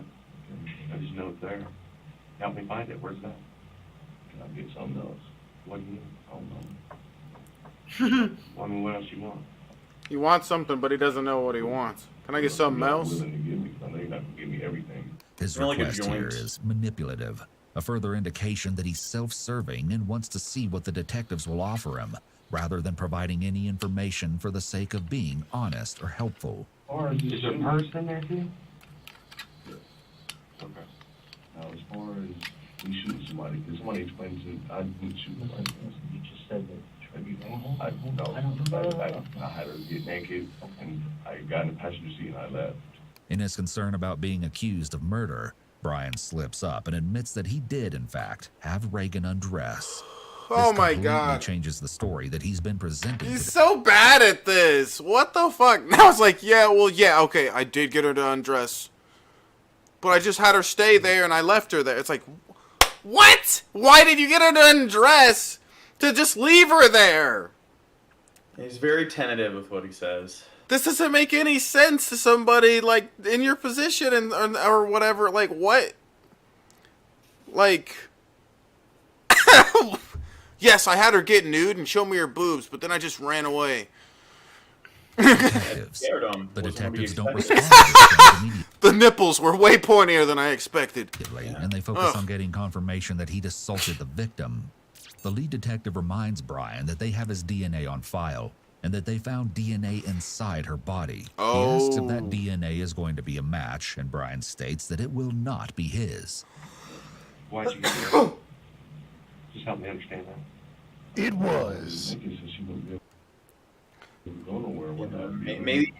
don't actually like check the DNA and everything. You just didn't. You wanted her to be naked so she wouldn't know where to go or have nowhere to go. Yeah, I mean, as far as killing somebody, I ain't killing nobody, man. He didn't kill nobody. Never shot a gun. Ever handle a gun. When investigators interviewed Callan Hartley, an acquaintance who knew Brian for a long time through the department. God, this thing is so snitchy. I'm just thinking of all the people they keep on naming. Like, yeah, this person told us this person told us that, and this person told us this and that. It's like, Jesus Christ, this is just on the internet, millions of views and stuff. It's like, God. Department of Youth This is putting some people in danger. Services. I feel like some of these people could be targeted. They learned that he had actually met with him the day before the murder. I knew he carried a pistol on him. Doesn't seem like a good idea. See that gun? I seen it all the time. It was a black revolver. So your jacket, that's going to be collected. And I am pretty certain there's going to be gunshot residue. There may also be blood or DNA on his clothes, which can help investigators with their case. And positively certain there's not going to be no gun residue. Why everything? Why are you giving me everything? Because I did not kill nobody. Banging his hand on the table is an exaggerated gesture to try to make him seem more believable. At this point, detectives more than likely have enough circumstantial evidence on all aspects of Reagan's murder, but the defense would claim that someone else came along after he left her at the park and killed her. While unlikely, it's still possible that a jury could view this as sufficient cause for reasonable doubt. So the detectives want a confession. All right, let's just hold on. Let's just go over your story. You pull in to the park, right? And the gate's closed, right? Is that right? Oh, don't they got cameras out there? They should have cameras out there. They don't. Brian's entire demeanor changes as he references park cameras. More than likely, he already knew there were no cameras there, which is why he took her there to commit the atrocities in the first place. I didn't shoot nobody in the head. There's some forward thinking taking place there. A tiny bit. Except, I don't think it was confirmed there that he knew that. Yeah, it's the same thing like, in this day and age, there's just cameras everywhere. So it's like, people who, like, if you're trying to get away with crimes like this, it's like pretty much impossible if you're on public property. Yeah. Well, I'm not talking about that. Okay, I'm sorry. Let me rephrase that word. And again, people like this too who grape, right? It's like, dude, this guy is... He's an okay-looking guy. It's like, he can get pussy. That's why he already had a chick. Well, maybe that's his, maybe that's his kink, Shad. Oh, God. Yeah, that, I that's mean, what gets him off, is the honestly, thrill that... Honestly, you might be right about that. That might be why he does it. But if not, it's just like, why, you know... Why, like, I can understand it more with somebody that's maybe, like, really ugly or deformed looking or something like that, has a harder time, you know, getting a girl, like Origin or something. But, like, this, but this person... My God, you're bullying Shab. But this person, he's a good-looking guy, so it's just like... Well, I do think that with most people who are, like, serial, like, you know, they do it because they get off on it. It's their thing. Yeah. Sounds about right. It's the power. Yeah. And I understand how this police investigation stuff works. You know, TV says good cop, bad cop stuff, but you're still trying to get me to admit to something I didn't do it. I've already admitted to taking her to the bank and having her get money out of the bank. Now you're trying to tell me that I killed somebody. I didn't kill nobody, man. Like many narcissists, Brian thinks he's smarter than he is and knows more than he does. Nonetheless, he does provide important insight as to how he views the investigation process. Brian is using more hand gestures and is sitting up right now, suggesting that his confidence has increased from earlier. He may believe that the detectives don't have enough evidence that he did more than rob her, so he's feeling relieved and more relaxed. Yeah, he probably... I bet in his situation, he probably thinks, oh, they'd probably already arrest me if they had the evidence. They wouldn't be sitting here trying to get me to say I did it. They would just arrest me. But it's part of the process, even if they have, like, all the evidence they need. They want to get you to admit that's you know. Yeah, confessions make it easier. Yeah, exactly. Someone sees your car parked at the same time that you're down there, right?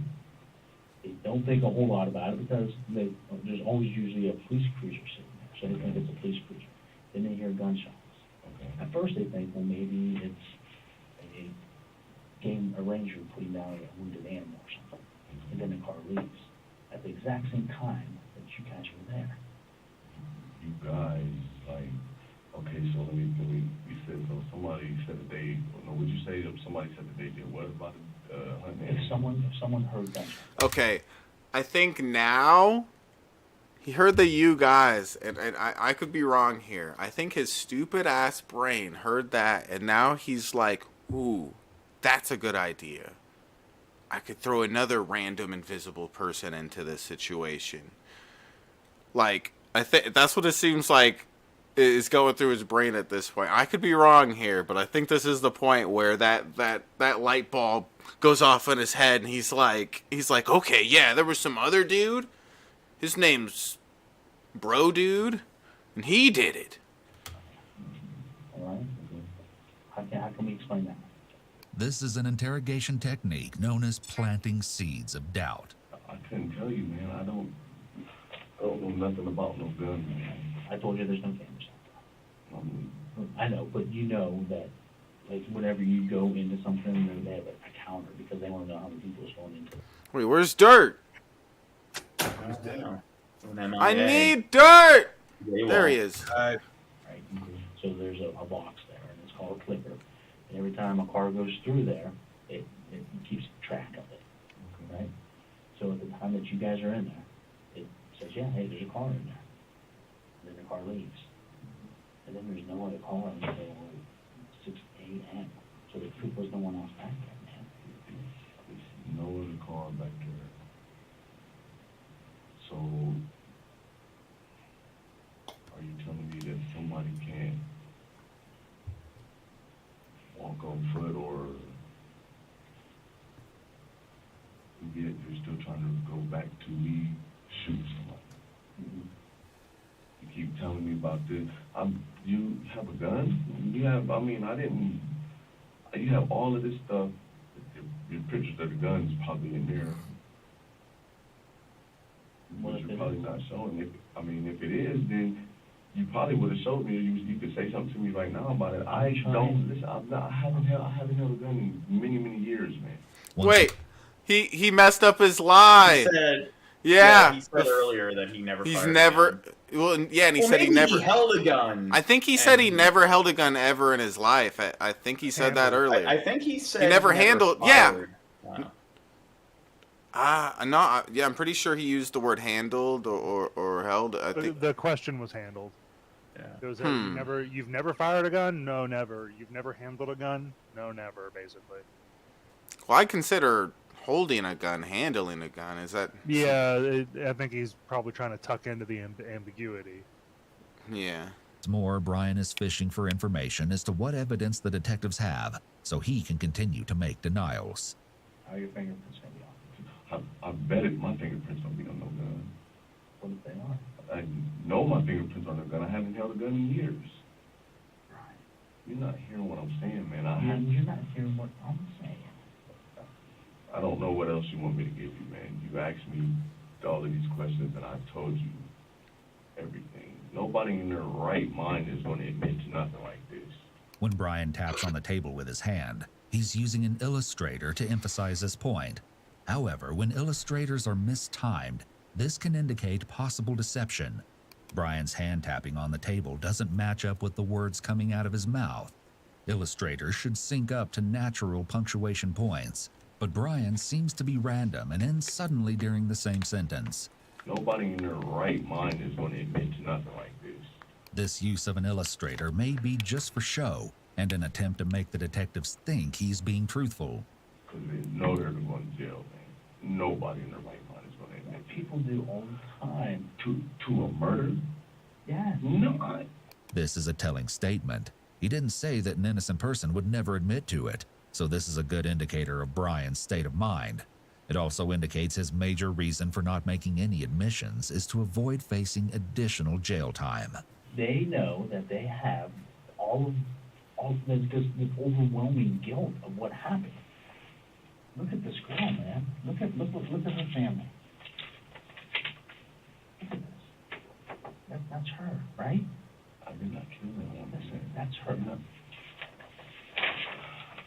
The whole Ohio State community, man, is scared of that. The detective attempts to appeal to Brian's sense of guilt and remorse to try and gain a confession. However, this technique only works if the suspect isn't a psychopath or sociopath, which would make them unable to feel these emotions. Well, where we're coming from is you were the last person with her in the car. Hold on. Can I talk? You're the last person with her, you were with her. Last person we know that was with her, by your own mouth.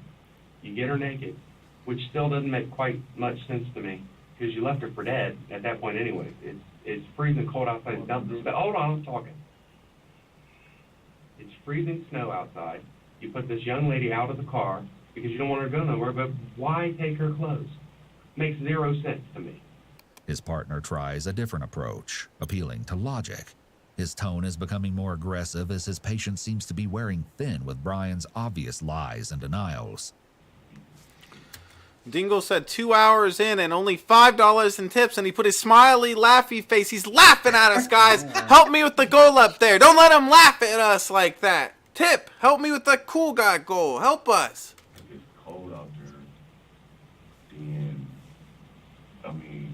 where are you honestly going to go? I understand there's houses, farms, whatever. So you don't want her to go anywhere? You want her just to stay there and sit? I told her to stay there for 30 minutes. Right? 30 minutes is a long time when 0-degree temperatures, buck-ass naked.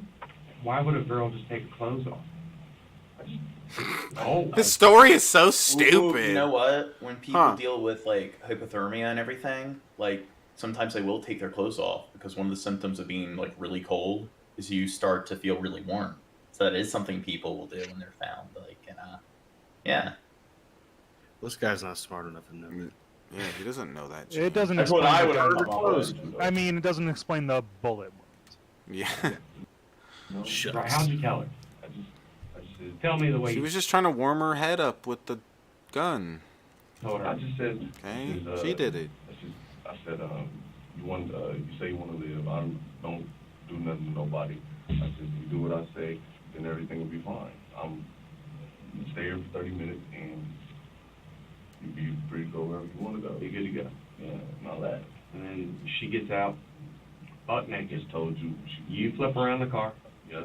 You roll down the window. And you said, walk down there. And so I say, stop. And she was walking. She kept looking back. I said, stop. All right. The detectives are trying to indicate to Brian that it's difficult to believe that Reagan would do all the things he asked of her without the use of a firearm. In the eyes of the court, and let me finish when we're going here. In the eyes of the court, you, I, and he both know an accidental is way different than somebody in line and going all the way through. Hold on. Because you know what that looks like? That looks like that means there's no remorse. You don't give a shit. You're covering it up because you want to lie about it. Or there's an accidental where the goddamn gun went off. I didn't mean it to, it went off. This is another example of the Reed method, offering two alternatives, one of which is significantly less severe. By suggesting that it could have been an accidental discharge, he's trying to encourage Brian to latch onto that theory. If he does, they have culpability and can work with that.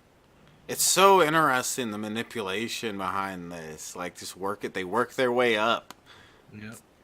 Slowly but surely. Accidents are accidents.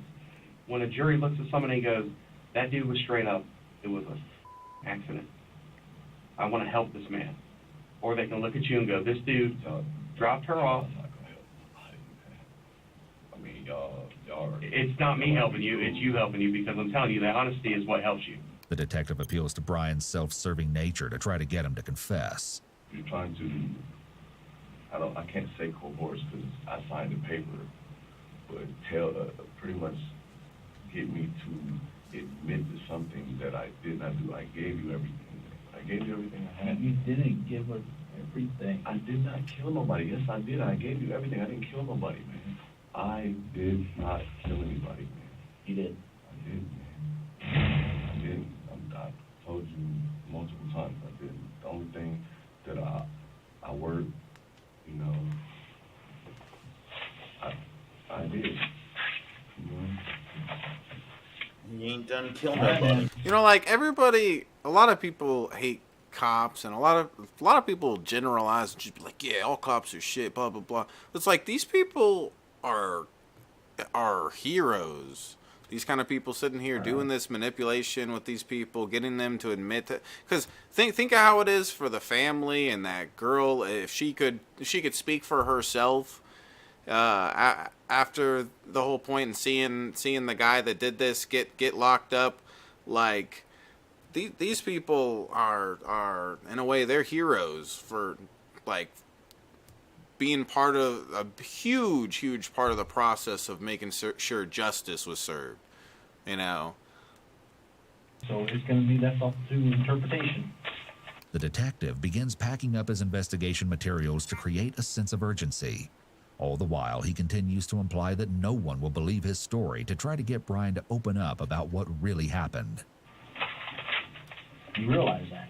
I mean, it's going to be left up to anyone with a sensible mind putting 2 plus 2 together and saying, well, holy shit, who else could have killed her? No one. Can I say how it's going to look? That's all I get. Can I say how it's going to look? It's going to look like this. Leaving him alone with a single detective is another tactic to try to get a confession. A one-on-one This is it's so interesting, the manipulation that goes on here. And I don't think this guy that makes these videos is exaggerating at all. I think that this is the reality of it. All these steps are done on purpose to make certain reactions happen. There's science to it. It's criminology and psychology. And yeah, it's really neat, I think. The situation is a lot less threatening, so he may be more comfortable about revealing the truth. Mental holistics, like that would be like the branch of psychology that it falls under. Yeah. What about, you said you tried to burn it. How'd you try to burn it? Gasoline. All right, did you pour gas all over the damn thing? Can spilled out in the back of the trunk. Oh, okay. So how'd the spout end up in the yard? You throw that comment. Tired of it. I mean, Here's the thing. They're able to determine that there's gasoline all over the car. So it's like, he knows that he put the gasoline all over the car. So how does he think that he'll get away with, like, lying? I'm pretty sure there is gasoline all over the car, and he's just going to try to claim it spilled out in the back. It's like, yeah, but it just got, like, evenly covered across all the seats somehow. He already admitted to trying to burn the car. Yeah. Well, did he? Yeah? Yeah. So that's what he's like, I mean, where'd you try to light it? I mean, you like the trunk, the back seat, passenger seat, driver's seat. Where'd you light it? Passenger seat or driver's seat.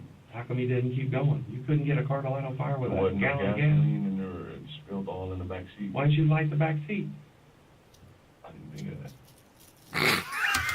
I didn't think of that. Oh my god. Fucking. He's a genius. Gotta give it to him. Well, what it looks like right now is, even if you didn't shoot her, you still left a young 20-year-old lady naked in a field in the freezing cold, in the snow. You left her for dead. She wasn't gonna live either way. Is that fair? Get anywhere? No, I mean, he understands that he left her for dead out there in the field and was up by the nakedness. He understands that part. That was something that I shouldn't have done. I probably should have let her keep it closed, you know. The palms of Brian's hands are up as he's talking, which may be an attempt for him to look trustworthy. This behavior is almost pleading. He's asking for the detectives to believe him that he knows he shouldn't have left her naked. Why'd you lie to me about the clothes earlier? You lied. You said you didn't get her naked. You fought me for a couple minutes on that one. You did. Oh, and then the next thing you know is you slipped up and said I dumped them in a dumpster. But then, like, he was driving by, and he saw this, like, woman, like, with all bloody on the side of the road, and he took her clothes off to do CPR, tried to take the bullet out. He wasn't able to do it, so he didn't want to get caught for the like he didn't want to get charged for the murder or whatever. He just came across it, so he burned all the evidence. He didn't know what to do. Yeah. No, hold on. Let me get this out there real quick. Hey, Brian, let's just talk about this, all right? Now that the lead detective has returned, they confront Brian about his previous lie. Investigators have to carefully choose the timing to handle inconsistencies to ensure that suspects don't get defensive and shut down. You get out there. Right? And you can sit there and say, no, but that's not the case. You get out there. Something happens. All right? You shoot her. Listen, you shoot her, but she doesn't die from the gunshot. She dies from the cold air, the freezing cold temperatures. Right? People gets shot and doesn't die. It happens all the time, man. You would be there was a guy the other day that got shot 15 times and lived. It happens all the time. Now, so just listen. Let's just look at that. All right. I know that you shot her, but maybe the cold air killed her. Maybe the freezing temperatures did. This new story is yet another attempt for detectives to that get one Brian guy or bro did. Yeah. admit to a smaller wrongdoing so they can gain some ground to see greater results. That's Mother Nature, man. That's out of your control. Something happened. So they're trying to give him a different out where it's like, yeah, I shot her. She just died in the cold, and it's the weather's fault. It's not really my fault she died. It's the weather. Man. She got shot. Cold temperatures kill her. That's a plausible thing that could happen. The detective becomes more emphatic, pressing Brian over and over, trying to get that confession. However, Brian maintains his calm demeanor. The only thing y'all haven't did yet is beat me up and try to force me. Do you really think we're going to do that? I'm not saying, man. I'm just trying to get you to explain or get you to understand that I did not shoot. And I'm trying to get you to understand that doesn't make sense. So I want to go back to one other thing. what makes no sense to me is she's driving a car to chase. You're not that intimidating. I love that. Oh my god, that's fucking hilarious. You're not that intimidating. Dude, I love him being told that. That's fucking hilarious. Emotional damage. Yeah, exactly. That's great. I don't mean to say that to be rude, but this girl had plenty of chances to get the away from you. How'd you keep her there? How? I said all I wanted was the money and everything would be all right. Right. But eventually, after She had a chance to run and turn to you. right after 2 hours of being with her, she's worried and she's scared. She's got to be scared that this ain't gonna work out for her, and I don't know why she didn't run. Car pulled up right next to us. Where? Where? Parsons.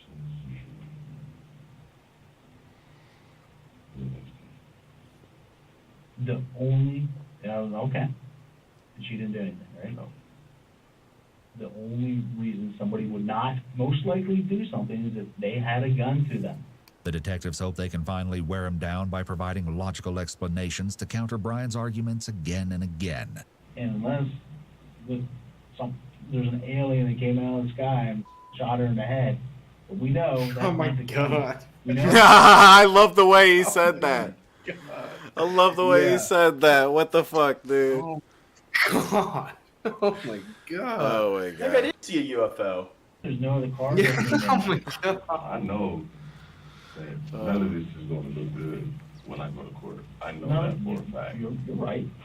So what is the point in me holding it back? I'm a straight honest guy. I'm a straightforward guy. I told you everything. No, yeah, he's a straight honest guy. That's why the interrogation from the other one where he just sat there and lied the whole time and was like, yeah, she gave me head and gave me a VCR for free. Listen, this Reagan, like, and everything, she got mad at me because I wouldn't let her have a second BJ, so she told me she was going to, like do herself in and everything with the gun. And, yeah, and she was This gonna is what do happens it when I to- don't let girls give me BJs. Yeah.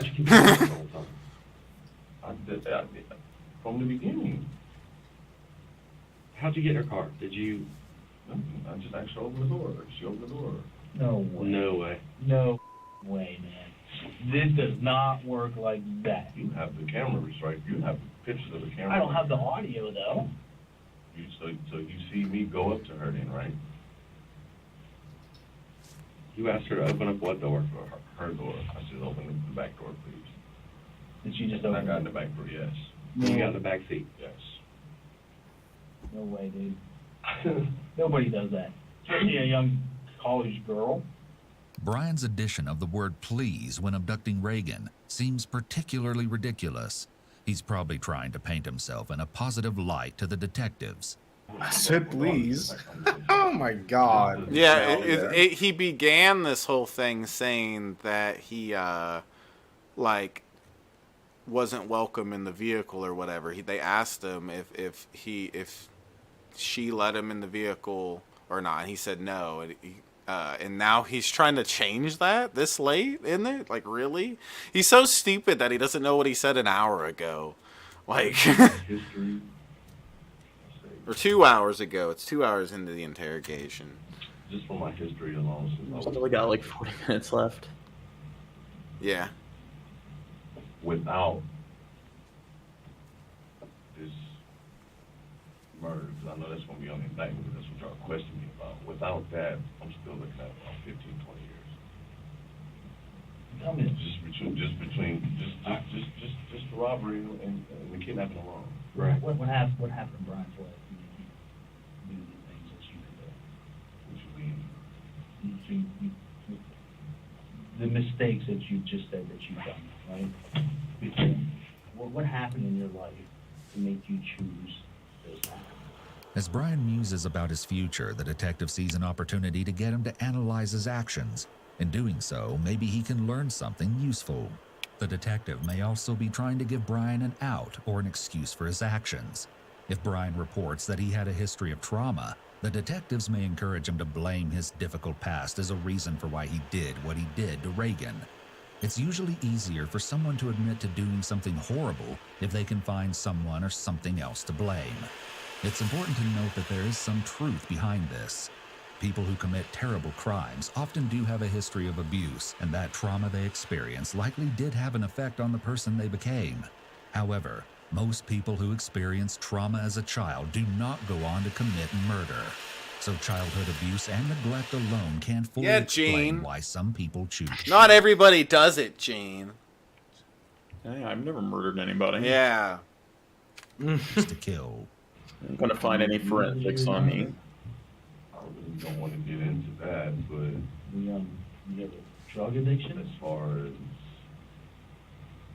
Is there a drug addiction? I smoke weed, everybody, I know. No, Heroin? no, Crack? Cocaine? Meth? Anything? So you're not addicted to any drugs? I might drink maybe once a month. So no drugs, you're not addicted to alcohol. So why do you make these choices to do what you do? No money. You said you were working.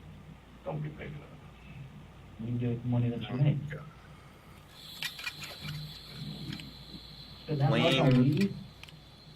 Yeah, livable wages, like non-sustainable livable wages. That's what the problem is.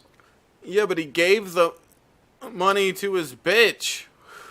He didn't even get it so he could pay for something that matters in his life. He got it so he could give it to his bitch, and she could be like, "Okay, honey, I'm gonna fuck you good tonight." Like, oh, cool. You know, like like all that. Like, he didn't even do it for any, like, oh, I'm going to be kicked out tonight. Or I'm going to be kicked out of my house soon if I don't pay the bill. He's in, like, a halfway home, so he doesn't even have to worry about that currently. Yeah, he just did it probably because he likes the power or something like that, and then he just gives the chick. I don't know, it's just so dumb. What else are you supposed to do in your free time? Yeah. Roughly $256. Right, work your ass off, that's too much. This show of sympathy from the detectives is designed to help them build rapport, to try to change the paradigm and get Brian to see them as allies rather than the enemy.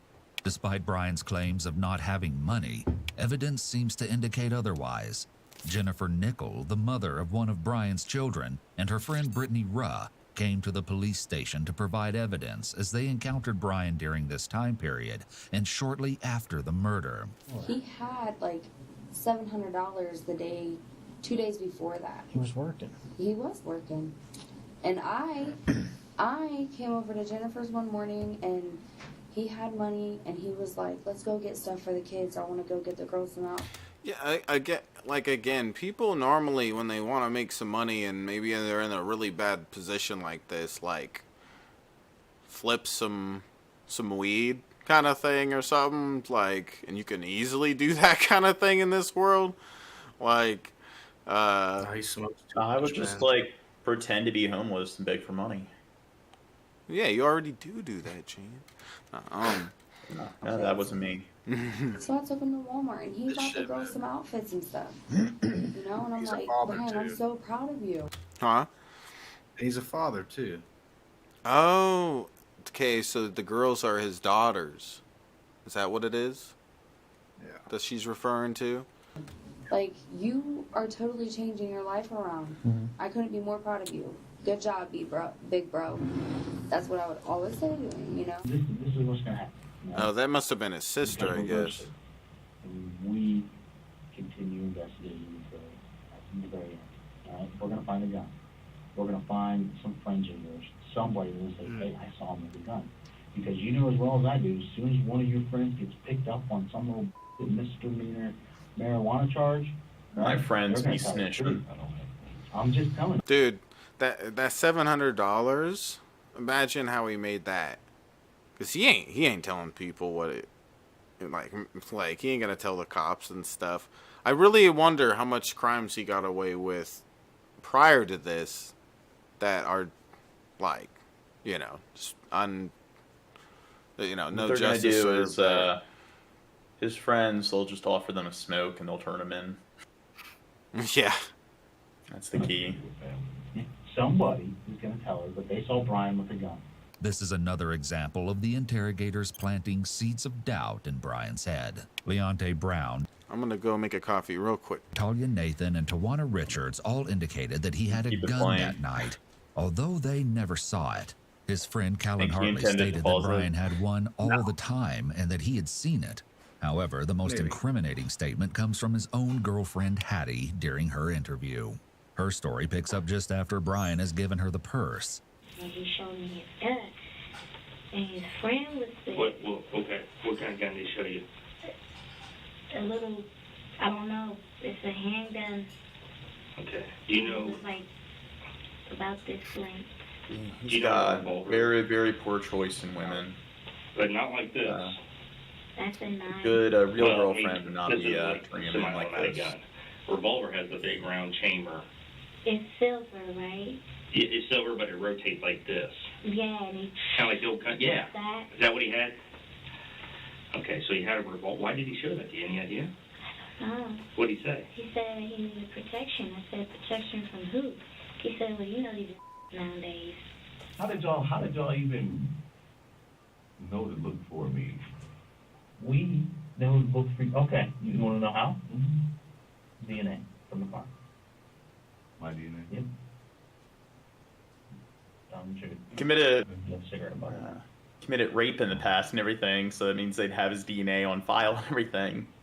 I'm being honest with you. And that's what you were just and it's part of the criminal database, so like if he didn't commit any previous crimes and they found the DNA, it would be of an unknown suspect. But you, without the DNA, without the cigarette, y'all wouldn't have had that. Yeah. No. Well, we had this before. We had the cigarette. That's what I'm saying. Before, see, that's what I'm... We didn't know if you intended to pause it or not. I guess you didn't. What? Did you We didn't know. pause it? Yeah. Did I what? Did you intend to, like, pause the video or not? Yeah. You left it running. Okay. No, I meant to keep it running. Okay, that's what I thought. Did I miss anything important? His girlfriend revealed that she saw them with a revolver, and what a snitch! He was snitch! asking like, "Hey, how'd you guys find me? How'd you guys even know his name?" And they mentioned DNA. He's like, "What?" But yeah. But the reason why they were able to link it to him is because his DNA is part of a criminal database because he committed rape in the past. Rape, Gene. Oh, sorry. Both you and Dirt are getting spankings after this show. You're a bad person, Gene. Before that, how did you know to look for me for a robbery? Guys, get some tips coming through. We had the photographs of that speedway, right? And then the DNA came through. Before, you behind the gas can? The gas can. Oh, so y'all found the car. Y'all found the gas can in the car. And y'all found out where it came from. Yeah. Brian seems particularly interested in the process the detectives used to find him. However, detectives gained a lot of evidence through their interviews with people close to Brian. Several of these people saw Brian driving the silver Acura after Reagan's disappearance. The day after the murder, Tawana Richards arrived home from work at 6:15 p.m. She noticed that the silver Acura was out front. Once inside, she asked Brian if he could drive Leonte to Don's Quick Stop so he could get her some cash from the ATM. As they climbed inside the vehicle, Brian told him that the Acura was his. From the front passenger seat, Leonte glanced in the back seat and noticed that there was dark-colored clothing on the back seat. It was possible that this clothing belonged to Reagan Tokes and that Brian later disposed of it. Leonte was not the only one who joined Brian inside the vehicle that day. He took it over to Jennifer, the mother of one of his children's house, where she and her friend Brittany Ruh were present. Here's Brittany's explanation of what happened. Came over the house and he was like, I bought this car. We were like, what? You bought a car? And he was like, yeah, I just bought it from a dude of mine. I'm like, you bought it from a that's really dude. awesome. Now you just need to get an apartment. And he was like, come down, look at it. So we went downstairs and I seen the tampon in the back door. And I told him, I'm like, that is so nasty. And he was like, oh, my dude, he must have banged the girl back there. and he took the tampon and threw it on the ground. And we got in there, and he turned the car on, and I was like, dude, it smells like gas in here really bad. According to Reagan's roommate Stephanie Regale, Reagan had been on her period that week. Hattie also saw Brian in the silver Acura. Okay, what did he show up there in? How did he get there? His friend drove him.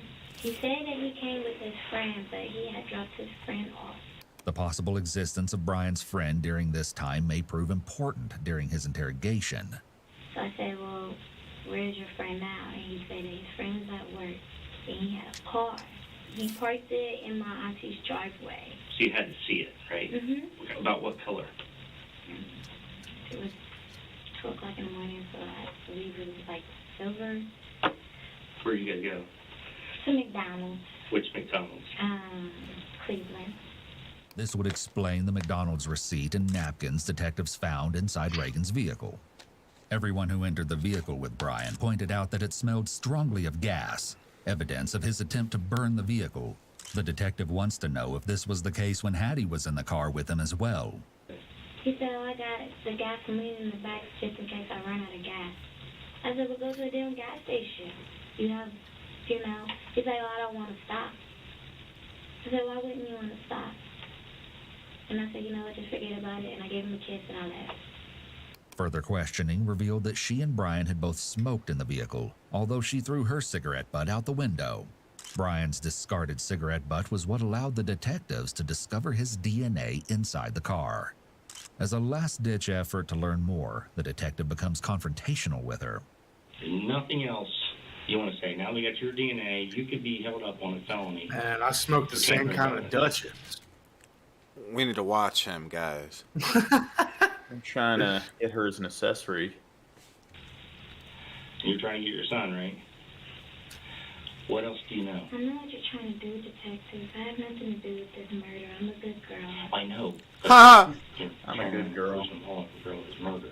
Yeah, that I just found out 2 days ago. I know. I'm going to explain to you murder. Murder is murder. You did it on purpose. It's 25 to life to death penalty, whatever you want to go. Manslaughter is an accident.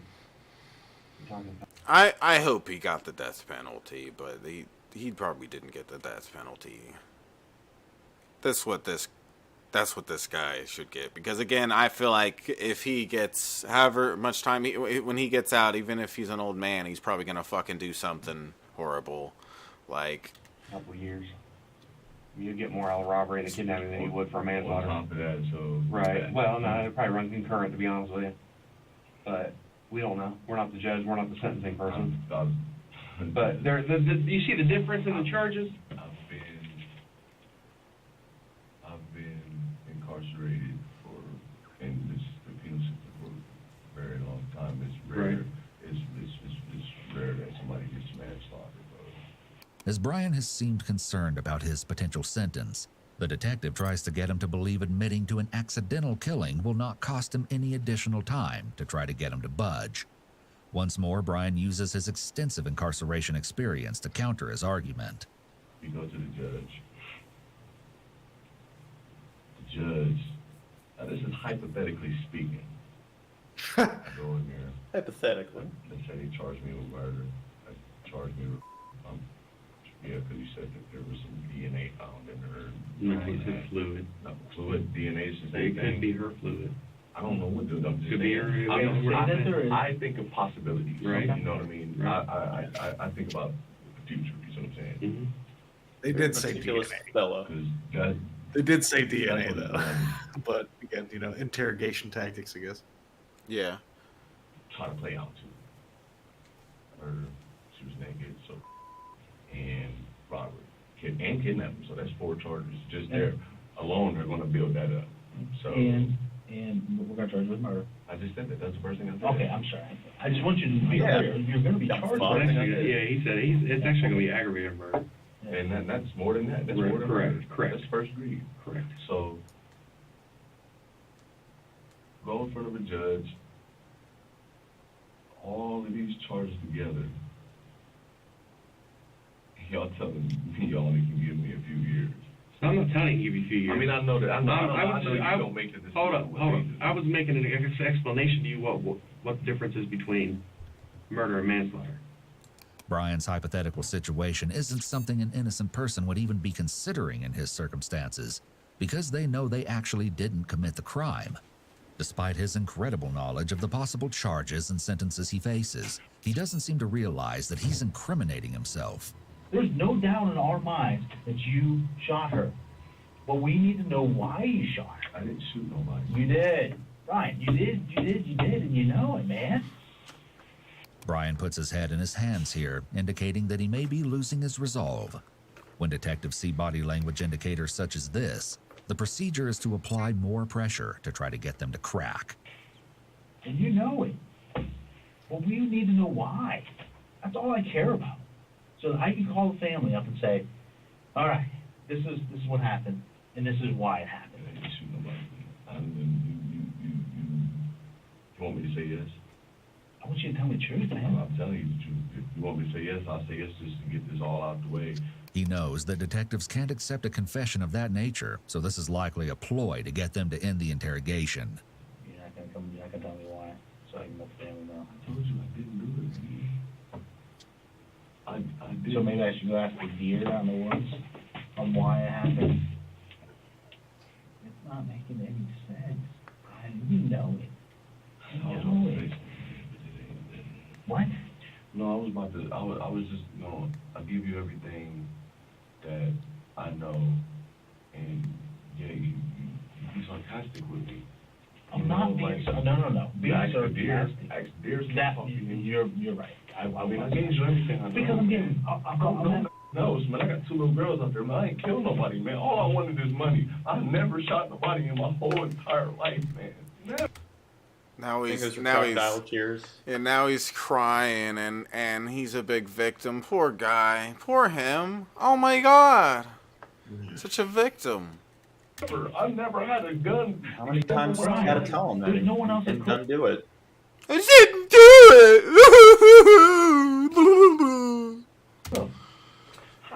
There's So no you one else telling that me after I could. leave? There's no one else that could have. Nobody else did that. No, she's not sticking around. Man, I can kill nobody. Have you ever been outside in the freezing cold? I used to live out in the street. Okay, man. are you gonna stand out in the freezing When I cold? got out of the joint this trip. Dude, I bet not a tear came out of his in the eye. They probably can see that up close. Like he's it's like a little baby there for a second, and he thinks that's gonna help. I didn't have nowhere to go. Are you gonna be out there freezing cold? Are you gonna stand out in the freezing cold, sub-zero temperatures, in the freezing cold, naked? No. Maybe that's her After thing. over 2 hours in the interrogation, Brian seems to be wearing down and becomes emotional. Whether this is an indicator that he's close to confessing or if he's just putting on theatrics to appear more convincing is unclear. I think it's theatrics. He was trying to cry like, oh my God, I didn't do it, I swear. He's not. He's probably Thing I mentioned getting before more is they'll, like, sometimes they'll have like tissues and stuff, and they give people tissues if they start to like tear up or whatever to see if the tissues are actually wet or have any tears on them. Yeah. Because sometimes, like, yeah, it's a good way to confirm if it's crocodile tears. Tell me why. Tell you why. Why you shot her? I didn't shoot nobody. Ryan, you shot her. You know that you did. And I don't know why you're I not didn't telling us. shoot nobody. I didn't shoot nobody. I gave you everything that I know. Sit out for a while. Come on, Brian. Maybe it was just a stray bullet from Detectives a are shooting now range. aware that Brian is not going to confess. Frustrated, they end the interview until they can decide what to do next. Brian held his composure with the detectives for the better part of 2 hours. Here, he looks distressed and exhausted. You stuffy? Yeah. I got a size problem. After a 10-minute hiatus, they call for Brian again, this time with a new approach. This case may sound straightforward so far, but just wait. Brian will soon reveal one of the most bizarre stories we've ever heard in an interrogation in order to try and explain what happened to Reagan. Oh my god. Here it comes. About being here to shoot me.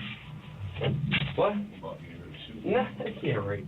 No, I wanted to go over one thing. What the fuck kind of question was that? He didn't even smile at him or like say like indicate that it was a joke. It seemed like a serious question, like he's being victimized. He's an idiot, Shab. He's acting like what he's doing there. It seems just he's trying to act like a victim. Yeah. Like, oh, you brought me in here to shoot me. It's like, no, Done brought you in nothing here to and- talk to you more. Just one hole that I think might be a possibility. When you picked her up on 3rd,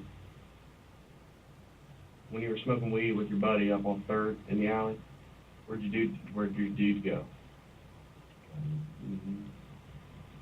Back at the beginning, you said you were with your dude. I went back home. 100% he wasn't in that car with you. At some point, we'll see if there was a second person in that car, and if he's the one that pulled the trigger, then we need to know that. No, in that case, I would still be an accomplice to all of that. No, I'm not. The detective seems to be providing a way out by offering someone else to blame. Once more, Brian gives a suspicious answer that shows that his concern is still only for himself. You sure? Nobody else. Even if you take away the accomplice, if there was somebody else in the car that he pulled the gun and you said no, then whatever. You know what I mean? Brian sits in silence for a long time, contemplating this scenario and its implications for him. The detective notices this. You didn't want to hurt nobody. You're not violent like that. But I think one way you could have controlled her was with a second guy.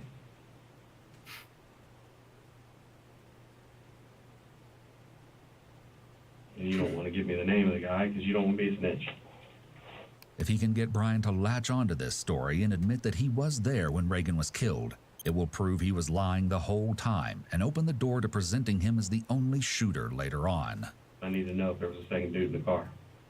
He's the dumbass that pulled the trigger. Yep, here it comes.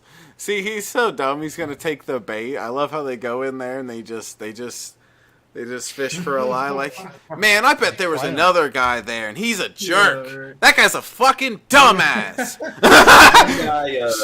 Guy. The light bulb goes off in his head. You know what? That guy was a dumbass.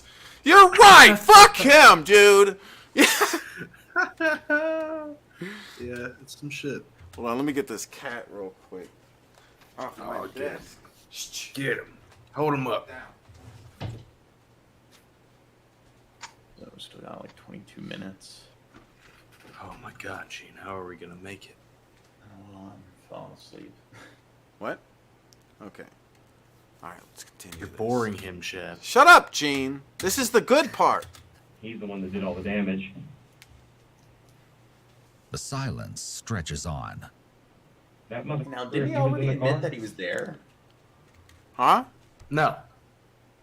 Oh, I thought Well, he I mean, admitted, not at the moment she was shot. He said he left her while she was alive. Yeah, and now they're trying to bait him into admitting he was there when she got shot. Now, like I love the manipulation in this shit. It's so funny. Get the dumbass to get himself in trouble because he's too fucking stupid to figure out any sort of decent lie for what he did. He caused it to be a death, not you. Yeah, you wanted money. You were out there to get money. If there was a second dude in the car, now's the time to tell it. So I can start doing that route. It does make a huge difference.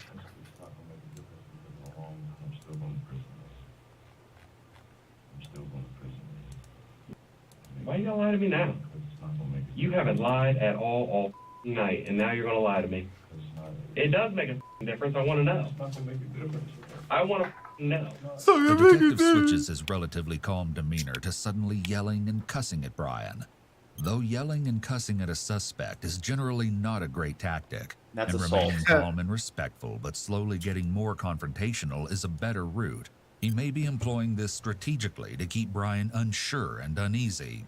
This is typically called the fear-up tactic. It makes a difference. Your kids ain't gonna die. We can look out for them. Brian appears to be having an emotional meltdown now, which makes sense after nearly 3 hours of interrogation. He still shows no remorse for the victim or the crime itself. On the other hand, he may still be putting on an act to make the story he plans to tell more convincing. We can look out for them kids. We can look out for Had a your sig in like girl. 3 hours. I already got people up there at your girl's house, your baby's mom's house. Don't lie to me, please. Right now? Don't do that. Please don't lie. They're up there keeping an eye on it right now. Don't do that. Because there's a second motherfucker in that car, and you need to tell me who the he is. The detective raises his voice, likely to put additional pressure on Brian. However, his anger appears to be on Brian's behalf, toward this supposed unknown person in the car, which is intended to encourage him to trust and confide in him, and make it appear that he believes Brian's story. This is the only thing I have left, and I'm not even going to have that because I want to go back to prison because she doesn't want to... You gonna have that because you ain't gonna get it because you gonna tell me who the shot this girl. She doesn't want to be with me if I'm being out there, man. She doesn't want to be with me, man, so I'm already going... If I go back, I'm going back to jail anyways, so I'm losing everything anyways, man. Help yourself out. Be the stand-up man. Tell me who the other... Tell for that girl's family, goddammit. You talk about your family? That poor girl's got a family, too. See, it's funny because from his point of view, he thinks that there's, like, from the guy being interrogated, he's thinking these guys are so stupid, like, they're thinking it's someone else. And that's why he's going to give into it, but in reality, they're playing stupid, acting like that. It's really funny manipulation there. You know, a lot of these people are like God-fearing kind of individuals. So it seems like they could be like, hey, if you tell the truth, you're more likely to go to heaven and everything. I'm surprised they don't employ that tactic more often. Yeah, I'm surprised. Huh? I haven't seen that. Yeah, it is surprising I haven't seen that yet. Yeah, since they're religious, but maybe. I think it's kind of weird. They're religious. They do all these crimes, but they think God's watching them. Like, yeah, the stupidity. As Brian continues to bemoan his own situation, the detective tries to get him to remember that he's not the victim here. This motherfucker shot her. Who was it? Listen, Who was in the f***ing car with you?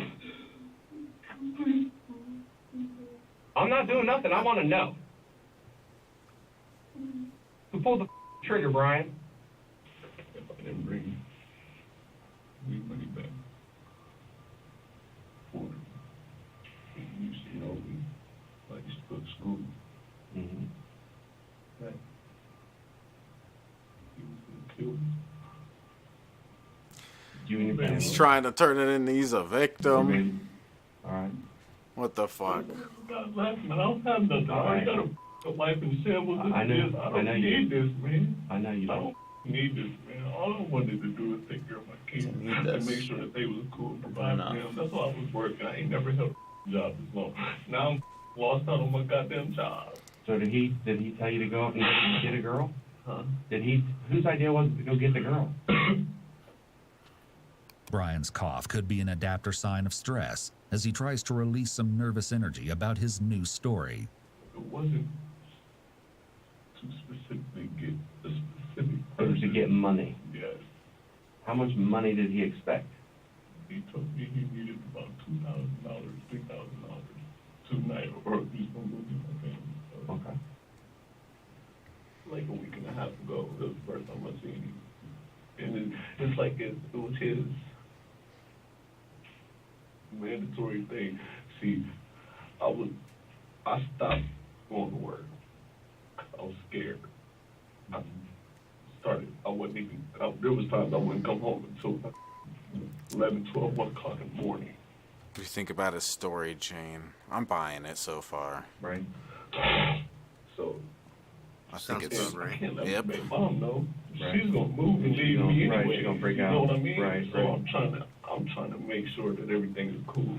Everything you asked me to do, bro. You did. I did, bro. Just leave my kids alone, bro. Well, I want to There was know. some days, bro, I'm like This is- $200-$300, bro. Just leave me alone. So you were giving him $200 at a time. Yeah, sometimes I don't even have my check sometimes, bro. Well, let's get this. But Let me lock his ass up. I don't know his name. I don't even know how he knows my baby mom Brian is quick to play the victim, and the detective plays along to keep him talking. None of the story makes sense and is unrelated to the crime he committed. Hattie did mention that Brian had dropped off a friend before coming to see her at 2 a.m., but he may have been lying to her. You were driving in the back seat. behind her Yeah. or behind you? He was behind her at first. Okay. And then he went behind me. He had us go pick him up from out east. Did he call your phone? He was Is there going to be a phone call from him? no phone. He told me a time limit. If I didn't show back up in an hour, it was over with. Where'd you have to go? I had to go out east again. By 22nd, I had to go get him. Aware that the bank security footage would reveal there was no second man, Brian makes sure that in his story, he picks the man up afterward on the way to the park. When the detective questions him about the phone call, Brian is quick to point out there wasn't one, as it would be traceable. The detective knows this story is a complete fabrication, but he wants to get to the events surrounding Reagan's murder so he can prove that Brian was actually there and had knowledge that no one but the murderer would possess. Couldn't get no money out of it. So we left. Went back to Chase. Just you and her? Yeah. At this point, I'm scared of that. She's wondering why I'm doing this, you know. I don't have no gun. Why are you scared? For a good portion of the interrogation, Brian has sat very still with his arms wrapped around his chest. However, now his use of hand gestures has increased as he tells this new story. Any deviation in behavior from how the suspect was acting in the beginning of the interview is important to pay attention to and could indicate that they are lying. But she's wondering, like, she said, can I just go? I'm like, I said, baby, I wish I could, but I can't. She said, why? I didn't tell her, but I wanted to just run and call the cops for real. This is particularly unbelievable, especially because of Brian's previous relationship with the police and his disdain for them. So he's like, I want you to meet me at this park. And if you're not here, all I have to do is make one phone call. I said, all right, we'll be back. Go to, and this is where I think that, well, I really, when she picked him up, first time she looked at me like I was crazy. Like, okay, he told me to stop here, and why is he getting in a car type look? So, but when we dropped him off, and we went to go get the gas. You dropped him off where? Park. You dropped him off at the park? We dropped him off at the park. By himself? By himself. It's odd that they would drop off the man before going to the gas station, and Brian doesn't give a proper explanation. More than likely, he's aware that the stranger wouldn't show up on the footage at the gas station, and just wants a way to explain that. We go to the gas station, and I'm promising you, everything's gonna be all right. Right. All we want to do is she believe me, man. Throughout this new version of events, Brian presents himself and his behavior in a more positive light, and much more meek and scared, which is at odds with how he handled himself with detectives for the first 2 hours. You get down to the park, what happened? We got there. He says, you get out. To I'm who? like, well, to me. I'm like, what's up? He says, you take off all your clothes. I'm like, well, what is you doing, bro? He said, just gonna let her go. He's like, bro, shut the fuck up. I'm like, oh. So, she gets out of the car. Actually, I get out of the car first. Then she gets out of the car. Then she takes her clothes off. He says, you, driver's seat. I said, okay. Get out, go to the driver's seat. He follows her. He gets behind her. She got her hands up. And he shoots her back in the head the first time. She falls. He shot her again when she landed on her ground. He shot her inside her head, bro. This is the first time I've ever seen somebody get killed in my whole life, dude. He's really putting on a show. He's really putting on a show here. Look at him. The Oscar goes too. Yeah. It's Should've much easier for invested in Brian to like explain an acting career and everything. That's how you can make some money. Yeah. the events of the murder as a witness than if he had to admit that he was the one pulling the trigger. Why the...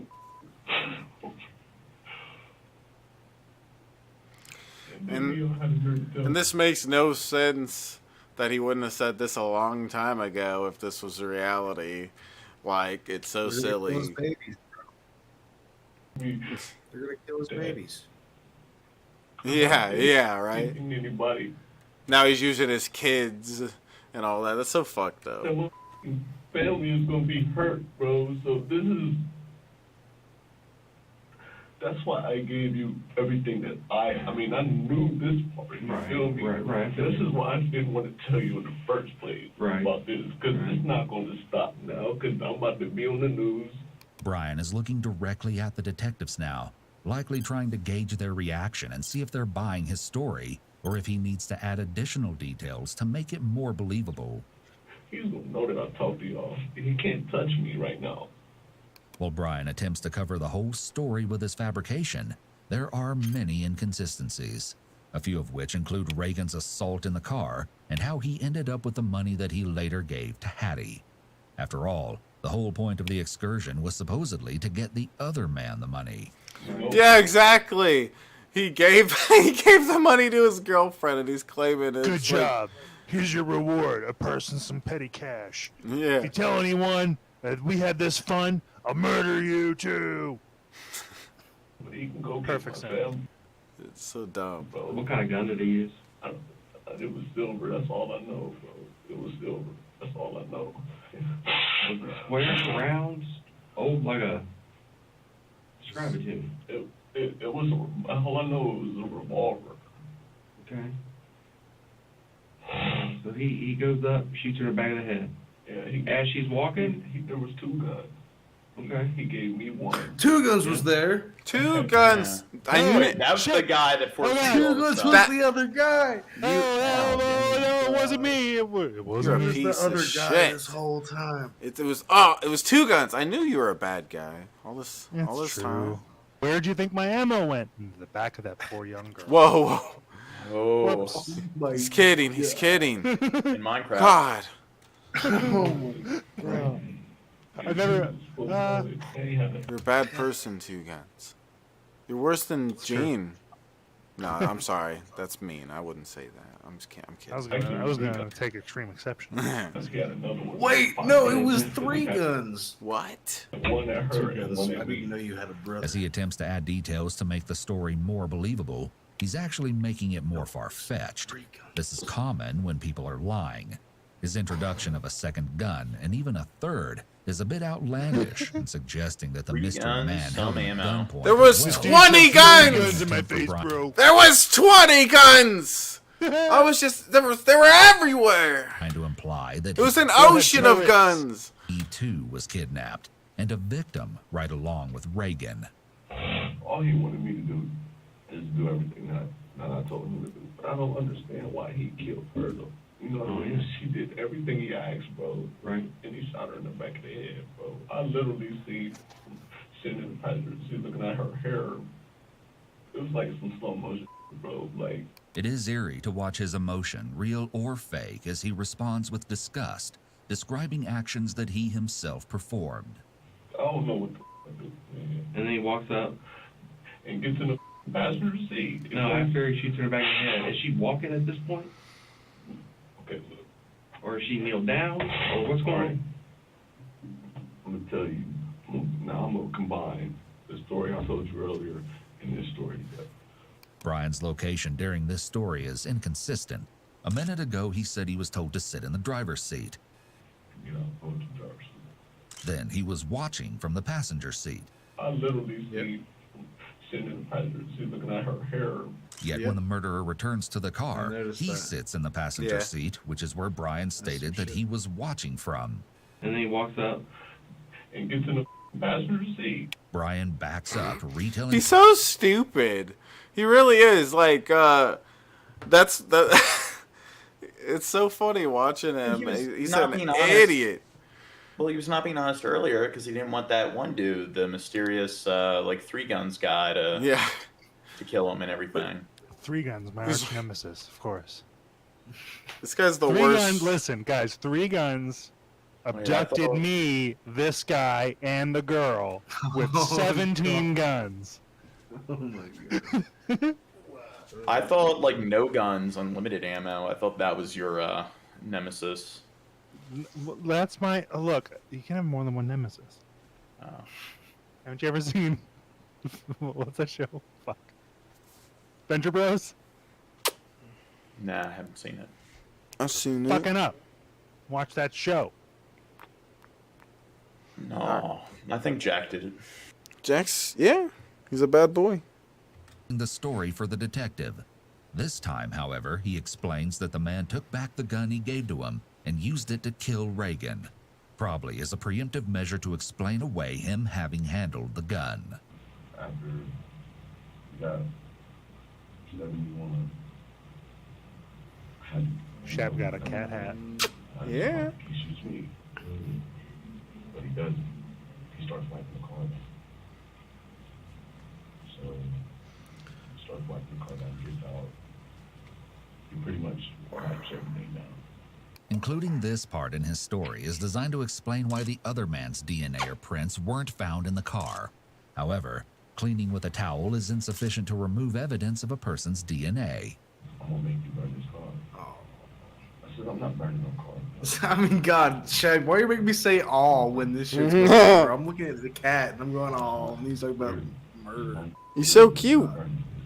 The cat doesn't care about the murderer. He doesn't understand that concept. He's just happy to be. Yeah. I can't think of a life for a life. If I was small enough, Jack would murder me. That's for sure. Yeah. He'd love it too.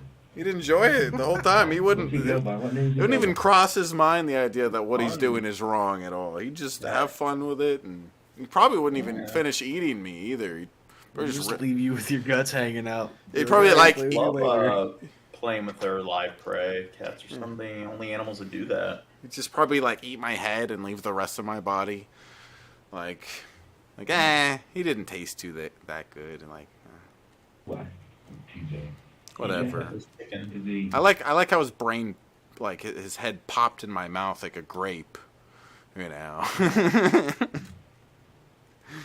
Like that tarantula.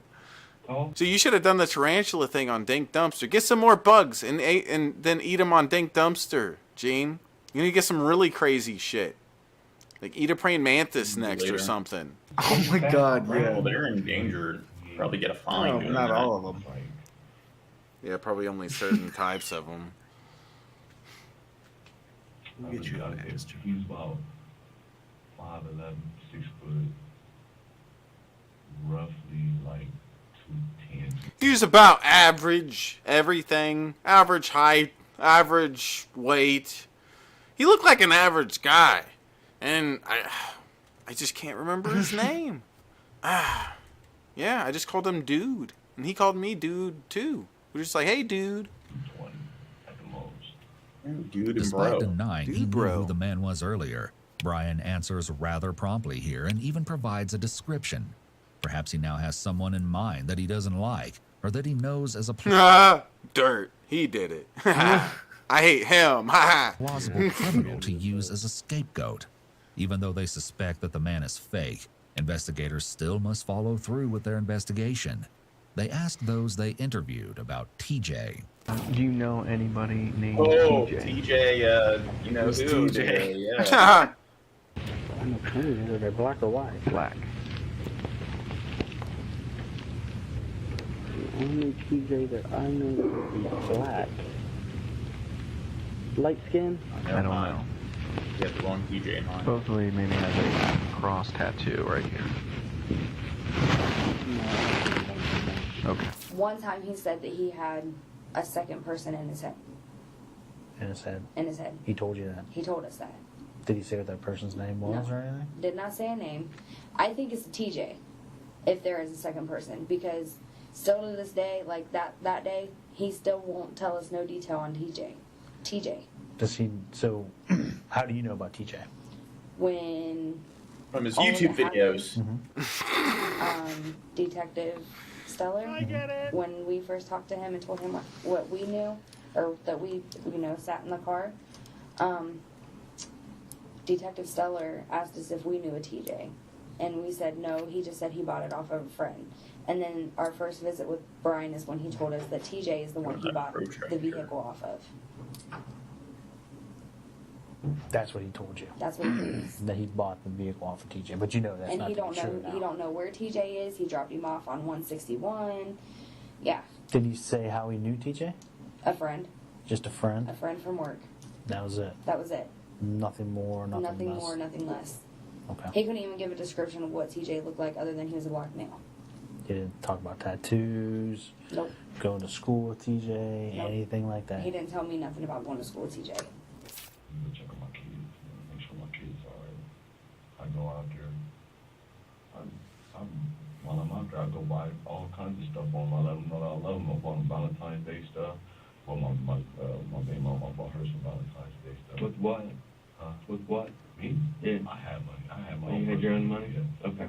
But This statement is corroborated by Brittany Ruh and Jennifer Nickel when they told the story of Brian buying Valentine's Day presents for his children.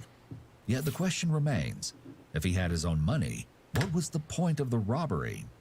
Despite the inconsistencies, the detective lets him go on anyway, since he essentially has his confession now and knows this story is false.